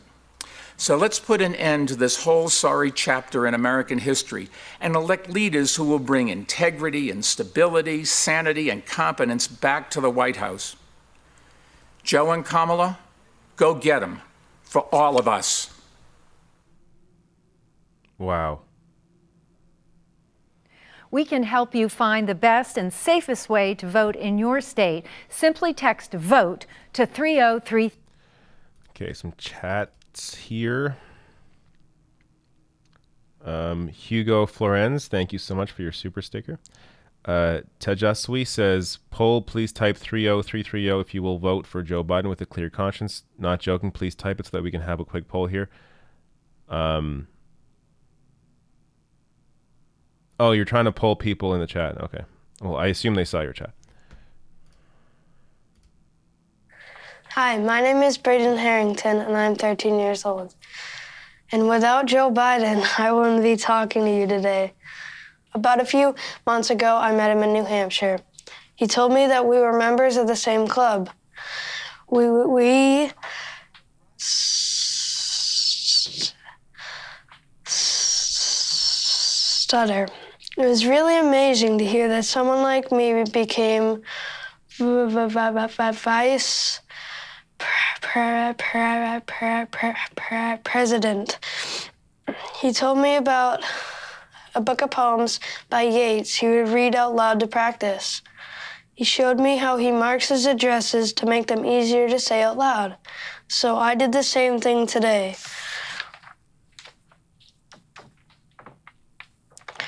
And now I'm here talking to you today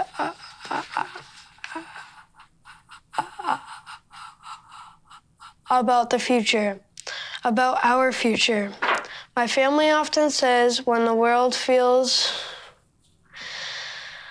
better before talking about something normal, like going to the movies. We all want the world to feel better. We need the world to feel better. I'm just a regular kid, and in a short amount of time, Joe Biden made me more confident about something that's bothered me my whole life. Joe Biden cared. Imagine what he could do for all of us. Kids like me are counting on you to elect someone we can all look up to. Someone who cares. Someone who will make our country and the world feel better. We're counting on you to elect Joe Biden. I'm with this song. Joe Biden is a good guy in person. That's something that is obvious. You can hate that if you want to just complain about everything, but that's reality.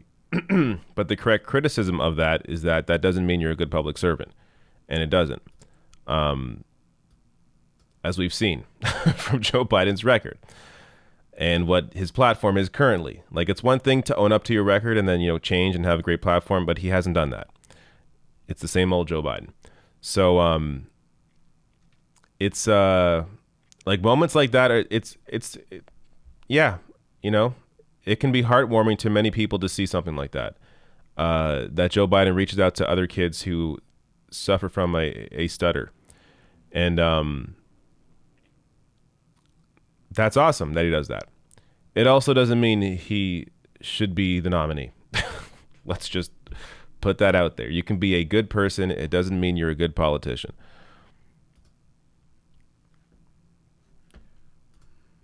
No, this is good. Music on this. Let me grab some chats. Kevin McAlpin says, I didn't know I could feel this hopeless. Come on, Kevin. If you're feeling shitty, then don't watch it. I think that's kind of my advice. If you feel hopeless, I mean, that's definitely serious. Tejaswi, again, thank you for your for your generosity here. I'm actually crying watching Bernie on the Frame. He is such a rare gem who has been buried into ground. Why's my voice going? Too many live streams. He is such a rare gem who has been buried into ground by the people he is speaking with. Fake Zoom meeting is exactly how USA looks to us from outside. Yeah, I mean, he was surrounded by people who stabbed him in the back. And it also goes to show you how good of a guy Bernie Sanders is to be a team player here, and to just kind of understand his position right now as an insider is to try and cozy up to Kamala and Biden and establish a relationship from the inside while there's a movement building on the outside in multiple ways, as I've discussed in previous streams. Primary Democrats build a party, a people's party outside the party, run in local races and state races, unionize your workplace, join progressive groups, get involved in various ways, or get involved in that way. But put your power where you can, right? Like if you want to run in a local race, then do that. If you want to support a local race, then do that. Or if you want to, if you know somebody, or maybe you're somebody who can run for Congress and primary a Democrat out, then apply to be a Justice Democrat. Like, there are various ways you can use your power. So you should never feel hopeless like Kevin. Don't feel hopeless like Kevin. There are many ways you can, many avenues to utilize your power. Junior McGrath says all the Democratic finalists were talking as if their families were taken hostage by the DNC by gunpoint. Jack F says, Pete, see that guy? He's traumatized. Walks away. Aaron says, come on, man, show us your optimistic thoughts. Me? Talking to me? With these kids. Music. Where was I? My optimistic thoughts. I'm hopeful. I'm hopeful that enough people realize it's time to move on from this Trump era for various reasons, causing us to have to fight fights we already won, like on DACA, DAPL, Iran deal, Paris climate, to be specific, but also just generally in terms of his impact on culture, the rise in hate crimes over the past 4 years, many things you cannot ignore under a Donald Trump presidency. You can't just look at strict policy. You got to look at his actual impact on American culture and the severity of that. So I do think enough people are going to come out. I do think it's going to be the end of Trump. So, but my worry there is voter suppression. Is he going to be able to do enough through mail-in balloting or whatever else he tries to affect the vote enough that he's either delays it or is able to call victory when the count isn't in yet, or something to that effect? So that's what I worry about. But in terms of it, if everyone had the ability to vote, like it was a fair election, if you wanted to vote, you could vote, I absolutely think Trump would be out. but voter suppression is something I'm worried about. Christian Veneman says, you decided to torture yourself again, David. Actually, tonight has not been as torturous. Wednesday and Tuesday were the worst. I would say last night was the worst for me. Because I was really out of it yesterday. Monday was bad, but then experiencing Tuesday, I hadn't really yet realized how bad things could get. Tuesday was pretty horrible, just in terms of the content. But you know what? Tonight's been all right. It's maybe just because I'm used to it by now, so I'm not really shocked by the horribleness of it all. So it's I'm able to swallow this BS a little easier today. Andre Gale says Elizabeth Warren, full statement, but quote, but at some point he shifted to the man that will let another 50K Americans die from being uninsured. I mean, that could have been something that was said, but of course it's not going to happen when this is a big commercial. Jen Hallerati Lum says there were others. Let me pause there. Here's the big question. How much are you willing to devote to elect Joe Biden? Here's my answer. I'm going all in. Look, elections can break your heart, but sometimes they can make you sing from the mountaintops. And this year, we're going to sing. This year, we're going to elect a president who's honest, experienced, and intelligent.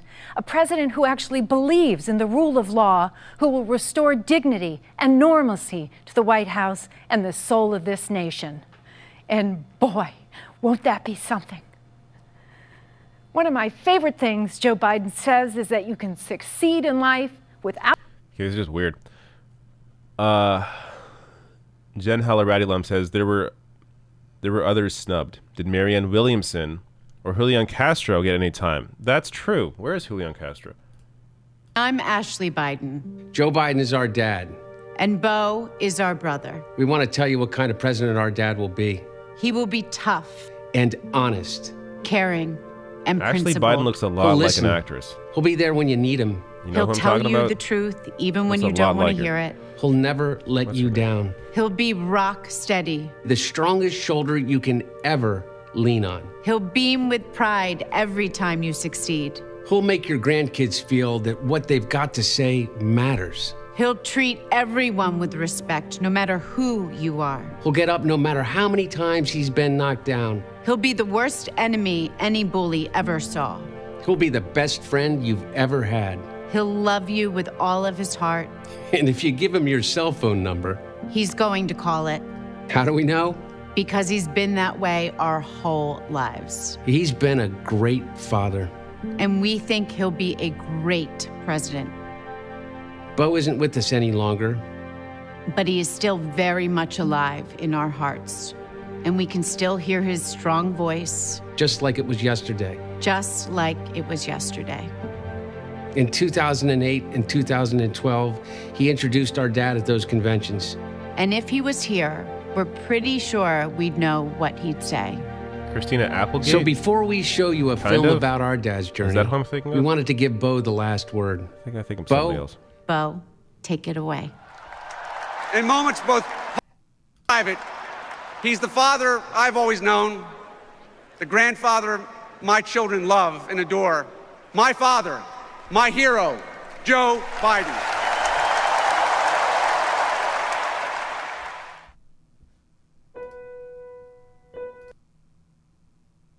Looks like music to me. So a mute it is. Okay. I was here. Yes. Marianne Williamson should definitely be here. I talked about this yesterday, I believe. She speaks to a certain audience that the Democratic Party, even in its traditional sense, this party, that they could get if they tried. Now, part of Marianne's audience, obviously, I think already likely are strong Democratic voters, but there's definitely a part of her audience that is disconnected from politics and just more into the spiritual, that kind of discussion that Marianne taps into. So missed opportunity there. And Julian Castro, I'm surprised, unless he's spoken and I forgot. He should be someone that's here for sure. Hugo Florence says, I enjoy my super big gulp. Love from Los Angeles. I assume that's in reference to Bloomberg. David Krasny says, Bloomberg actually mentioned some policy, though. LOL.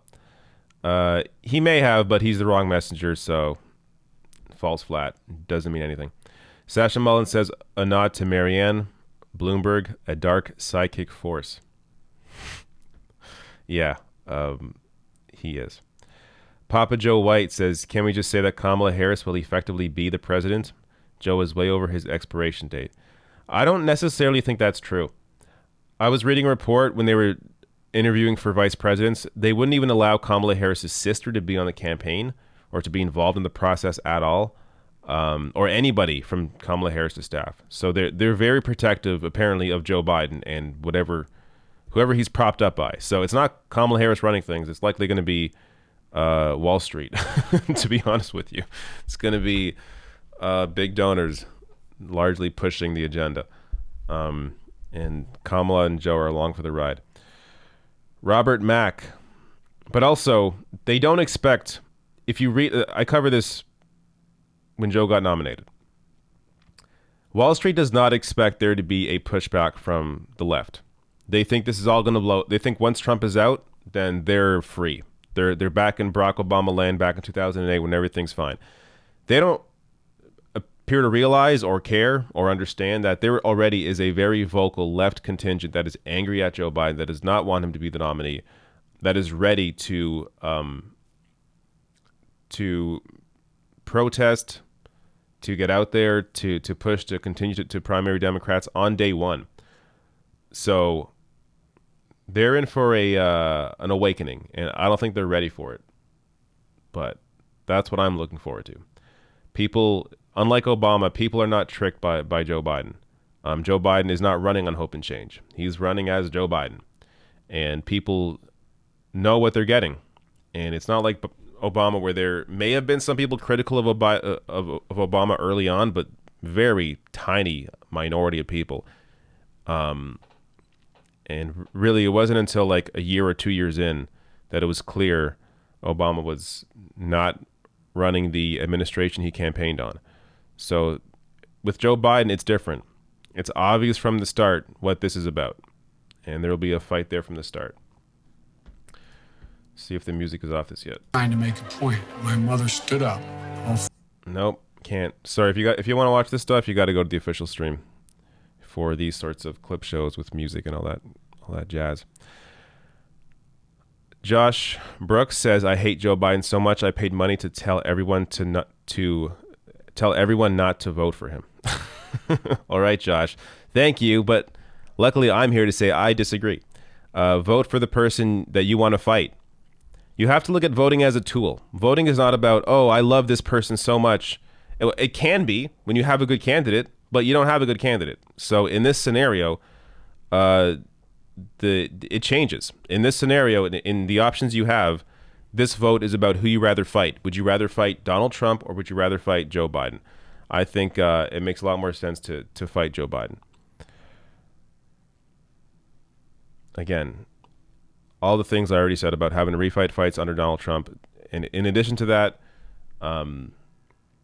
just taking over the airwaves. I mean, aren't you people tired of Donald Trump being the conversation point for everything? Like, with him out, Democrats in the House, at the very least, get to focus on actually on Democratic leadership and challenging them, which we've seen in the past. So we know it's possible this time. Seen in the past, like when it was Bernie Sanders challenging Obama on Social Security. So you will have that contingent in the Democratic House at the very least. People like AOC, Rashida Tlaib, Ilhan Omar, Cory Bush, Jamal Bowman, Ro Khanna. Ro Khanna didn't vote for the DNC platform. Rashida Tlaib, I think, as well, didn't vote for the platform or voted against it. So they're already starting the challenge, and it's going to ramp up. Once Trump's out of the way, they're free. They can do it. And my mouse is on low battery. I'm going to have to replace my mouse in 1 second. Macs have the dumbest way of charging. I have to plug in the bottom of this to charge my mouse. You can't use the mouse when you're charging it. Stupid design. They did this when this thing came out, and they still haven't changed it. Apple sometimes is completely ridiculous. So allow me to quickly plug in my plug-in mouse, which luckily is here, to save the day.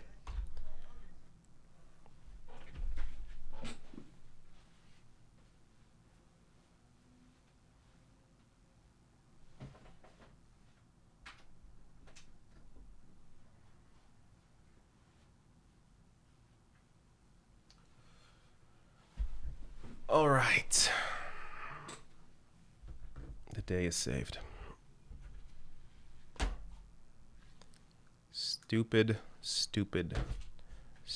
Apple. All right. Are we done with this music yet or what? Sure. No, we are not.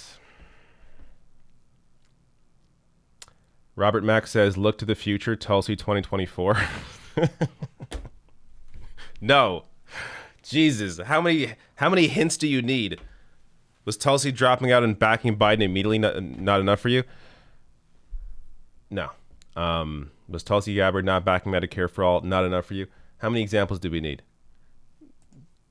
She's even losing her seat. Like, she's dropping out of her seat. So I'm not sure what she's planning to do, but the idea of supporting Tulsi in 2024 is hilarious.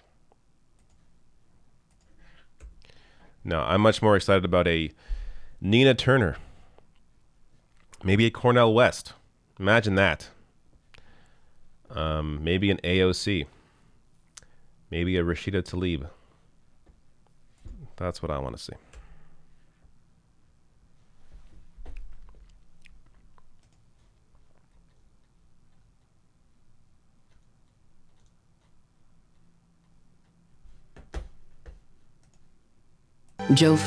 Still with the music. Okay.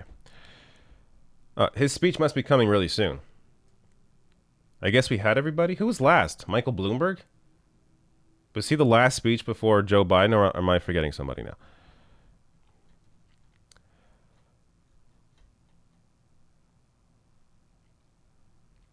Tejaswi says, I'm sorry if I'm messing your name. I should just call you Tej. Thanks for the message. Change needs effort, time, and a fight, and hope. Not the hope, change like Obama, but the hope of an underdog like Bernie or AOC. Movement from outside is even more important. USA voting percentages are sad. Yeah, they are. And it's because of these politicians' inability or unwillingness to actually fight for the average person. So you're going to have low turnout because people understand that this is largely a game that they're not invited to. Josh Brooks says, plus I like this guy's show. You mean me? Thank you. Aaron says, yeah, David, talking to you, sending optimistic thoughts with a heart. Thank you, Aaron. I feel optimistic. I'm just maybe looking tired because it's late for me. But no, I'm optimistic. I'm optimistic. I think my show usually is probably more optimistic than most. Definitely. And I tend to avoid certain issues. Or I don't focus on Trump as much as some people do. Here we go. Good evening. So that keeps me happy. Ella Baker, a giant of the civil rights movement, left us with this wisdom. Give people light, and they will find the way. Give people light. Those are words for our time. The current president has cloaked American darkness for much too long. Too much anger, too much fear, too much division. Here and now, I give you my word. If you entrust me with the presidency, I will draw on the best of us, not the worst. I will be an ally of the light, not the darkness. It's time for us, for we the people, to come together. And make no mistake, united we can and will overcome this season of darkness in America. We'll choose hope over fear, facts over fiction, fairness over privilege. I'm a proud Democrat, and I'll be proud to carry the banner of our party into the general election. So it's with great honor and humility I accept this nomination for President of the United States of America. But while I'll be a Democratic candidate, I will be an American president. I'll work hard for those who didn't support me, as hard for them as I did for those who did vote for me. That's the job of a president, to represent all of us, not just our base or our party. This is not a partisan moment. This must be an American moment. It's a moment that calls for hope and light and love, hope for our future, light to see our way forward, and love for one another. America isn't just a collection of clashing interests of red states or blue states. We're so much bigger than that. We're so much better than that. You know, nearly a century ago, Franklin Roosevelt pledged a New Deal in a time of massive unemployment, uncertainty, and fear. Stricken by a disease, stricken by a virus, FDR insisted that he would recover and prevail, and he believed America could as well. And he did, and we can as well. This campaign isn't just about winning votes. It's about winning the heart and, yes, the soul of America. Winning it for the generous among us, not the selfish. Winning it for workers who keep this country going, not just the privileged few at the top. Winning it for those communities who have known the injustice of a knee on the neck. For all the young people who have known only America being rising inequity and shrinking opportunity, they deserve the experience of America's promise. They deserve to experience it in full. You know, no generation ever knows what history will ask of it. All we can ever know is whether we're ready when that moment arrives. And now history has delivered us to one of the most difficult moments America's ever faced. Four historic crises, all at the same time. A perfect storm.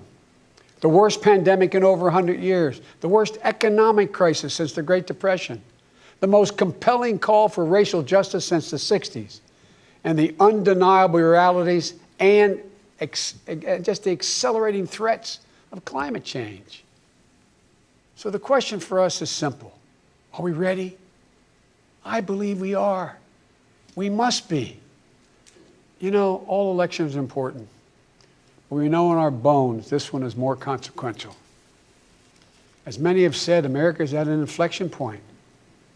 A time of real peril, but also of extraordinary possibilities.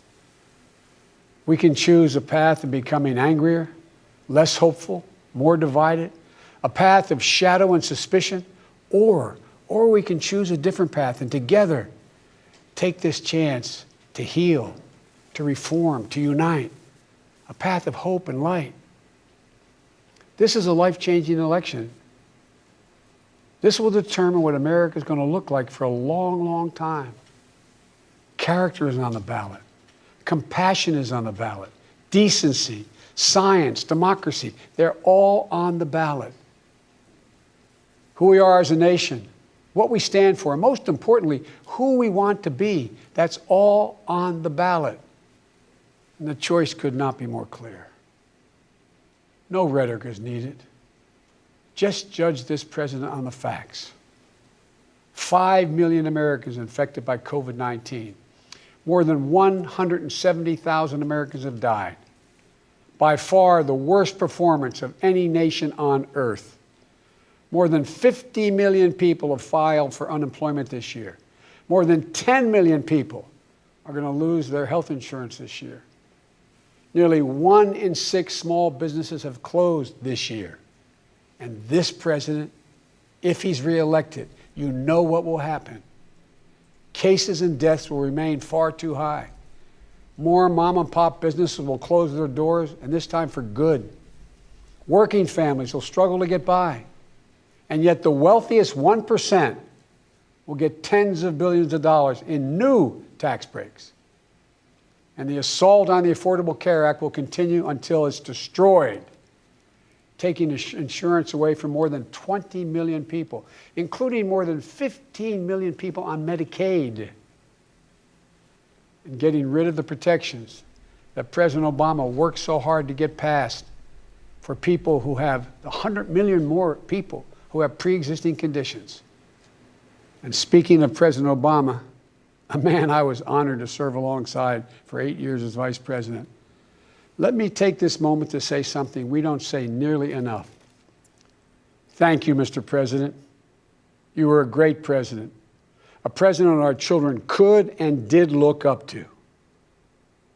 No one's going to say that about the current occupant of the White House. What we know about this president is if he's given 4 more years, he'll be what he's been for the last 4 years. A president who takes no responsibility, refuses to lead, blames others, cozies up to dictators, and fans the flames of hate and division. He'll wake up every day believing the job is all about him, never about you. Is that the American you want for you, your family, your children? I see a different America, one that's generous and strong, selfless and humble. It's an America we can rebuild together. As president, the first step I will take will be to get control of the virus that has ruined so many lives. Because I understand something this president hasn't from the beginning. We will never get our economy back on track. We will never get our kids safely back in schools. We'll never have our lives back until we deal with this virus. The tragedy of where we are today is it didn't have to be this bad. Just look around. It's not this bad in Canada or Europe or Japan or almost anywhere else in the world. And the president keeps telling us the virus is going to disappear. He keeps waiting for a miracle. Well, I have news for him. No miracle is coming. We lead the world in confirmed cases. We lead the world in deaths. Our economy is in tatters with Black, Latino, Asian American, Native American communities bearing the brunt of it. And after all this time, the president still does not have a plan. Well, I do. If I'm your president, on day one, we'll implement the national strategy I've been laying out since March. We'll develop and deploy rapid tests with results available immediately. We'll make the medical supplies and protective equipment that our country needs. And we'll make them here in America, so we will never again be at the mercy of China or other foreign countries in order to protect our own people. We'll make sure our schools have the resources they need to be open, safe, and effective. We'll put politics aside. We'll take the muzzle off our experts so the public gets the information they need and deserve. Honest, unvarnished truth. They can handle it. We'll have a national mandate to wear masks, not as a burden, but as a patriotic duty to protect one another. In short, we'll do what we should have done from the very beginning. Our current president has failed in his most basic duty to the nation. He's failed to protect us. He's failed to protect America. And my fellow Americans, that is unforgivable. As president, I'll make you a promise. I'll protect America. I will defend us from every attack, seen and unseen, always, without exception, every time. Look, I understand. I understand how hard it is to have any hope right now.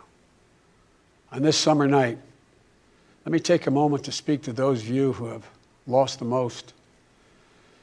I have some idea how it feels to lose someone you love. I know that deep black hole that opens up in the middle of your chest and you feel like you're being sucked into it. I know how mean and cruel and unfair life can be sometimes. But I've learned two things. First, your loved one may have left this earth, but they'll never leave your heart. They'll always be with you. You'll always hear them. And second, I found the best way through pain and loss and grief is to find purpose. As God's children, each of us have a purpose in our lives. We have a great purpose as a nation to open the doors of opportunity to all Americans, to save our democracy, to be a light to the world once again, and finally to live up to and make real the words written in the sacred documents that founded this nation, that all men and women are created equal, endowed by their Creator with certain inalienable rights, among them life, liberty, and the pursuit of happiness. You know, my dad was an honorable, decent man. He got knocked down a few times pretty hard, but he always got back up. He worked hard, and he built a great middle-class life for our family. He used to say, Joey, I don't expect the government to solve my problems, but I sure in hell expect them to understand them. And then he'd say, Joey, a job is about a lot more than a paycheck. It's about your dignity. It's about respect. It's about your place in the community. It's about being able to look your kid in the eye and say, honey, it's going to be okay, and mean it. I've never forgotten those lessons. That's why my economic plan is all about jobs, dignity, respect, and community. Together we can and will rebuild our economy. And when we do, we'll not only build back, we'll build back better. With modern roads, bridges, highways, broadband, ports and airports as a new foundation for economic growth, with pipes that transport clean water to every community, with 5 million new manufacturing and technology jobs, so the future is made in America. With a healthcare system that lowers premiums, deductibles, drug prices, by building on the Affordable Care Act he's trying to rip away. With an education system that trains our people for the best jobs of the 21st century. There's not a single thing American workers can't do. And where cost doesn't prevent young people from going to college and student debt doesn't crush them when they get out. With a child care and elder care system that makes it possible for parents to go to work and for the elderly to stay in their homes with dignity. With an immigration system that powers our economy and reflects our values. And with newly empowered labor unions. They're the ones that built the middle class. With equal pay for women, with rising wages you can raise a child on, a family on. And yes, we're going to do more than praise our essential workers. We're finally going to pay them. Pay them. We can and we will deal with climate change. It's not only a crisis, it's an enormous opportunity. An opportunity for America to lead the world in clean energy and create millions of new, good-paying jobs in the process. And we can pay for these investments by ending loopholes, unnecessary loopholes, and the president's $1.3 trillion tax giveaway to the wealthiest 1% and the biggest, most profitable corporations, some of which do not pay any tax at all. Because we don't need a tax code that rewards wealth more than it rewards work. I'm not looking to punish anyone. Far from it. But it's long past time the wealthiest people and the biggest corporations in this country paid their fair share. And for our seniors, Social Security is a sacred obligation, a sacred promise made. They paid for. The current president is threatening to break that promise. He's proposing to eliminate a tax that pays for almost half the Social Security without any way of making up for that lost revenue, resulting in cuts. I will not let that happen. If I'm your president, we're going to protect Social Security and Medicare. You have my word. One of the most powerful voices we hear in the country today is from our young people. They're speaking to the inequity and injustice that has grown up in America. Economic injustice, racial injustice, environmental injustice. I hear their voices. If you listen, you can hear them too. And whether it's the existential threat posed by climate change, the daily fear of being gunned down in school, or the inability to get started in your first job, it will be the work of the next president to restore the promise of America to everyone. And I'm not going to have to do it alone, because I'll have a great vice president at my side. Senator Kamala Harris. She's a powerful voice for this nation. Her story is the American story. She knows about all the obstacles thrown in the way of so many in our country. Women, black Americans, South Asian Americans, immigrants, the left out and the left behind. But she's overcome every obstacle she's ever faced. No one's been tougher on the big banks and the gun lobby. No one's been tougher in calling out the current administration for its extremism, its failure to follow the law, its failure to simply tell the truth. Kamala and I both draw from our families. That's where we get our strength. For Kamala, it's Doug and their families. For me, it's Jill and ours. I've said many times, no man deserves one great love in his life, let alone two. But I've known two. After losing my first wife in that car accident, Jill came into my life. She put our family back together. She's an educator, a mom, a military mom, and an unstoppable force. If she puts her mind to it, just get out of the way. She's going to get it done. She was a great second lady, and I know she'll make a great first lady for this nation. She loves this country so much. And I'll always have the strength that can only come from family. Hunter, Ashley, all our grandchildren, my brothers, my sister, they give me courage. They lift me up. While he's no longer with us, Bo inspires me every day. Bo served our nation in uniform. A year in Iraq, a decorated Iraqi war veteran. So I take very personally the profound responsibility of serving as Commander-in-Chief. I'll be a president who will stand with our allies and friends and make it clear to our adversaries the days of cozying up to dictators is over. Under President Biden, America will not turn a blind eye to Russian bounties on the heads of American soldiers. Nor will I put up with foreign interference in our most sacred democratic exercise, voting. And I'll always stand for our values of human rights and dignity. I'll work in common purpose for a more secure, peaceful, and prosperous world. History has thrust one more urgent task on us.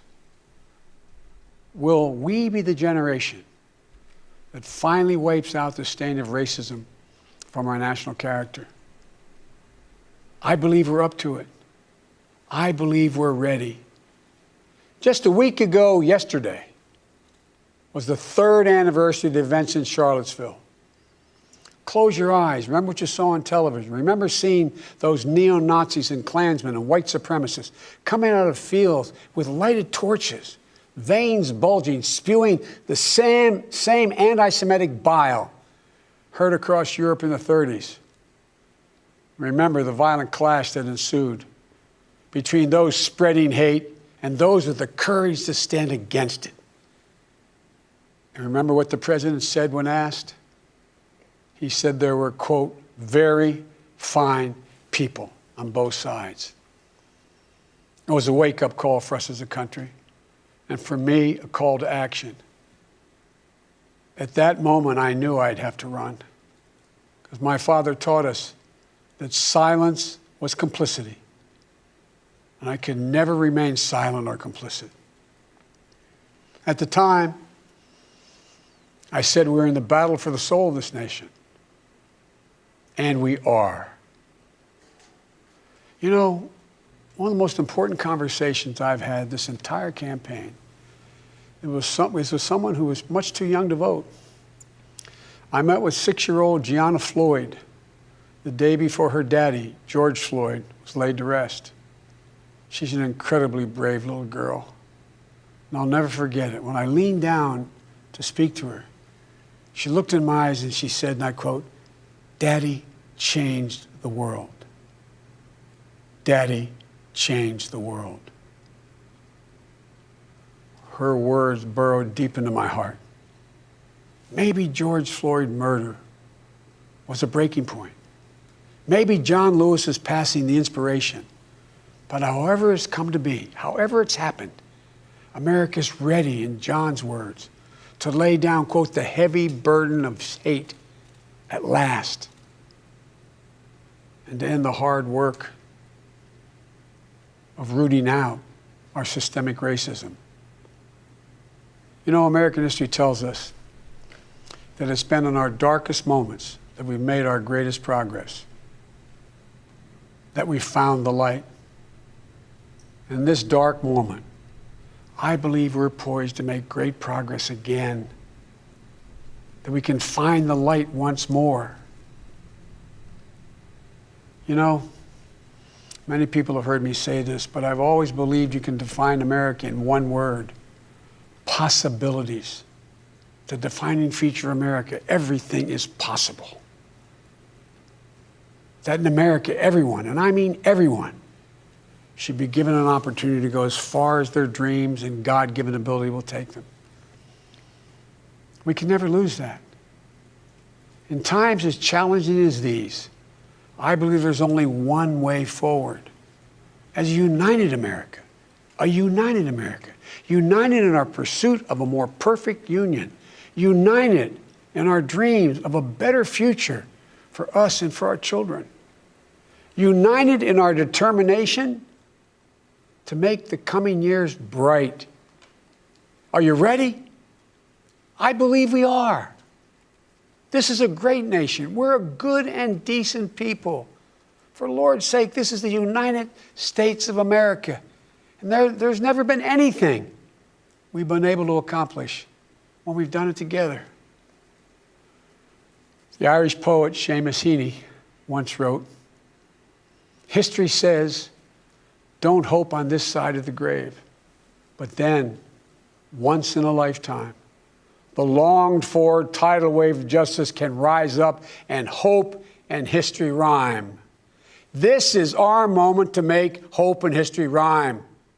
With passion and purpose, let us begin, you and I together, one nation, under God, united in our love for America, united in our love for each other. For love is more powerful than hate, hope is more powerful than fear, and light is more powerful than dark. This is our moment, this is our mission. May history be able to say that the end of this chapter of American darkness began here tonight, as love and hope and light join in the battle for the soul of the nation. And this is a battle we will win, and we'll do it together. I promise you. Thank you, and may God bless you, and may God protect our troops." Oh, great. Had to play that music. This will be taken down tomorrow.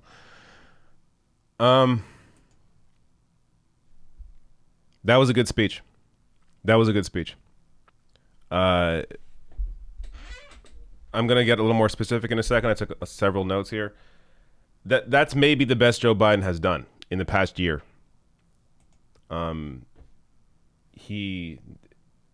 It was performed well. It came off as genuine. This is one of the things that Joe Biden has, and I think a lot of us were blind to it in his chances in the primary, is that he can come off as a lot more genuine than your typical politician does. And that, I think, helped him a lot in that race. And it helped him in this speech. Obviously, you know, you wanted, when we get to issues like of systemic racism, the obvious comes up. Yeah, like you were kind of integral to that whole systemic part with the crime bill. But look, he's not doing that again. So he's at least changed in some ways. But here, let me go over some notes here. So he started off talking about there's a job as president, or the job as president is to work for all of us.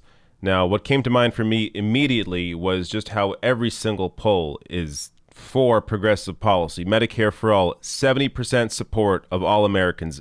Democrats, it's like 90% support. Wealth tax, huge support for a wealth tax. Both AOC's idea of taxing 70% of everything made over 10 million, and Elizabeth Warren's wealth tax. I think Bernie had a wealth tax as well. But yeah, huge support for the wealth tax. Canceling student debt, huge support for that as well. So there are many issues that Joe Biden does not support. When he talks about, you know, president's job is to represent everybody. Well, if you're ignoring the vast majority of people, what they want, then you're not being a president of everyone. But again, this is, when it comes to a speech like this, it's sort of nitpicking, because we know all this already. Biden's job here was to ignite something in people, and I think he did that. I think he did this is the best speech I've seen him give, and this, especially the way he ended it there with that anger. Man, I'm sorry. Biden has many issues, but that was a great speech. That was a great speech. Of course, yes, dig into the details. There are many issues with specifics of what he said in terms of what he doesn't support, in terms of his record. Let me go over some more notes here. He focused on Trump's failure on COVID. This is something I talked about that needed to be done more, because it is such a stark reality when you see the U.S. against every other country. There is a massive difference. I've shown the graph a million times. If you want to see it again, go to a previous video on COVID. In fact, a video today I did with Jared Kushner. Watch that video. I show you the graph. The U.S. is up here in terms of COVID cases, and everyone else is down here. And it is a clear difference of what Trump has done in terms of COVID. And look, Biden mentioned his solution as well. What he plans to do to get out of it. It was the bare minimum. But in a moment like this, when Trump can't even do the bare minimum is actual progress in that sense. So talking about having, giving schools the resources necessary to reopen, creating the equipment needed, being honest with the American people about the status of what's happening with COVID, and a mask mandate. I mean, this is the bare minimum. But under Trump, the bare minimum is a lot. So huge difference. I mean, that's just the reality of it, unfortunately. Discuss Trump being a narcissist, which, we all know this, obviously. Biden also used his personal empathy to speak to those who have experienced loss during COVID. I thought that was a powerful moment. If someone in your life passed away from COVID-19, and understanding that Trump's failure here could have saved your loved one's life. That your loved one likely would not have gotten COVID had it been any other country. Then maybe that spoke to you. And Biden, being somebody who's experienced real loss in his life, was able to communicate that properly.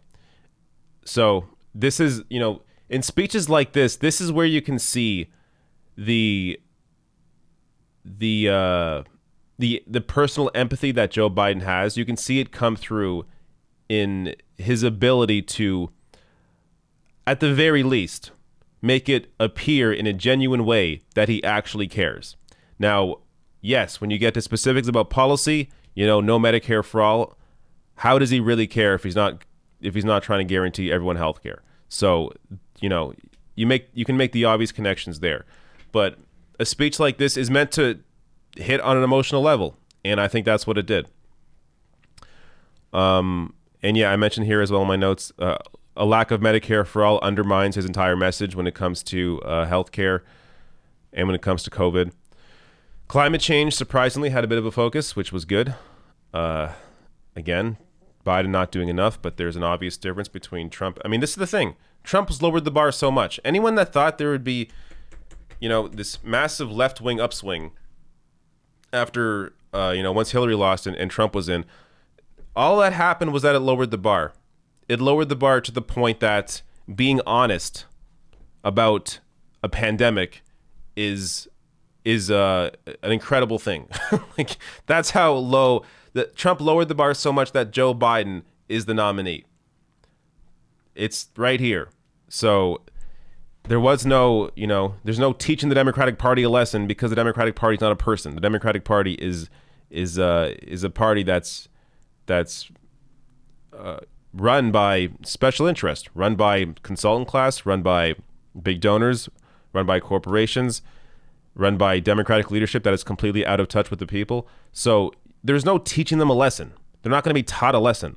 They're just going to keep pushing for what they're pushing for, which is why you have to primary the people out. Primary leadership, continue primarying leadership while also building pressure outside the party through a new party, while also running into local races, state races, beginning to gain power that way.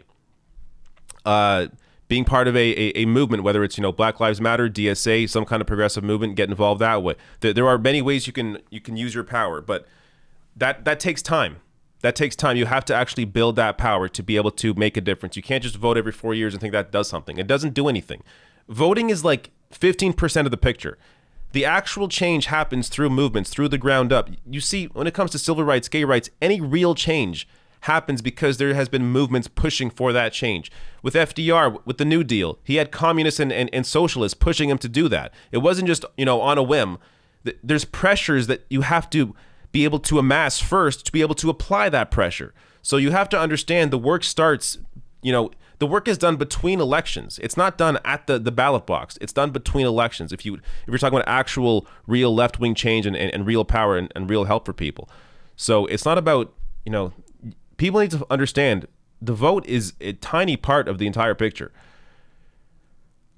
He also mentioned protecting Social Security, Medicare, which, yes, she's tried to cut like a million times. But again, understanding as well, that was a older Biden. And, he's going to come out here in his first big speech and make the promise to not cut Social Security, Medicare. Well, it's going to be a great thing to hold him to when you got the Democratic caucus here that's growing, that's going to be putting that pressure on Democratic leadership and on Joe Biden to actually to actually offer something for people. So you're going to have people hold him accountable for that, as Bernie Sanders did in 2013 with Barack Obama and Social Security.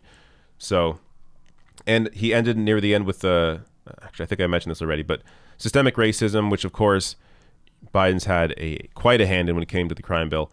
But in terms of the cultural impact, Trump's cultural impact, hate crimes, massive increase under Donald Trump. You cannot deny the cultural impact, the negative cultural impact of Donald Trump. You just can't deny that. It exists. It's real. It results in affecting people's lives.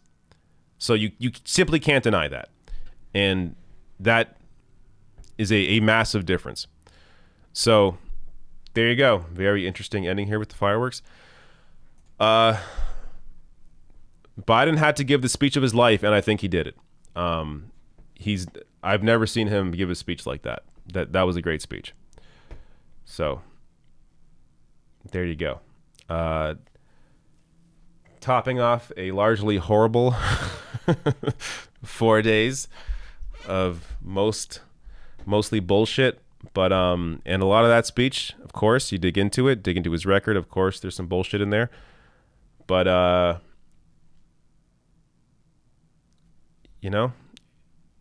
everything I said, right now it's Trump. And that's the first step. Getting out this lunatic that has had a serious impact, not just in terms of policy, which I've discussed a million times, issues like DACA, DAPL, the Iran deal, Paris Climate Accord, but also in terms of the cultural impact of Donald Trump. Don't ignore that. That has an actual, real impact on people's lives. All right. We are good. I am good. This has been a great... am I covering the RNC? I don't know. Oh, yeah, I got to get super chats. Sorry about that. Let me get all your super chats.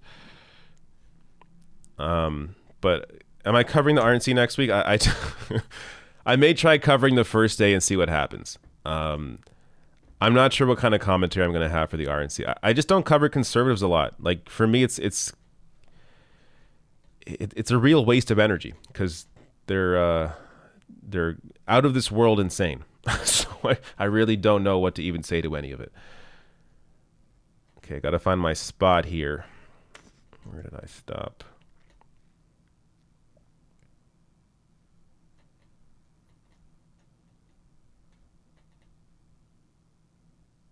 All right.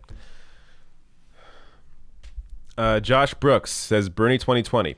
Sargon Shirk says was going to text this to 33300. You know that thing? Oh well, I'll send it to you instead. Well, thank you, Sargon.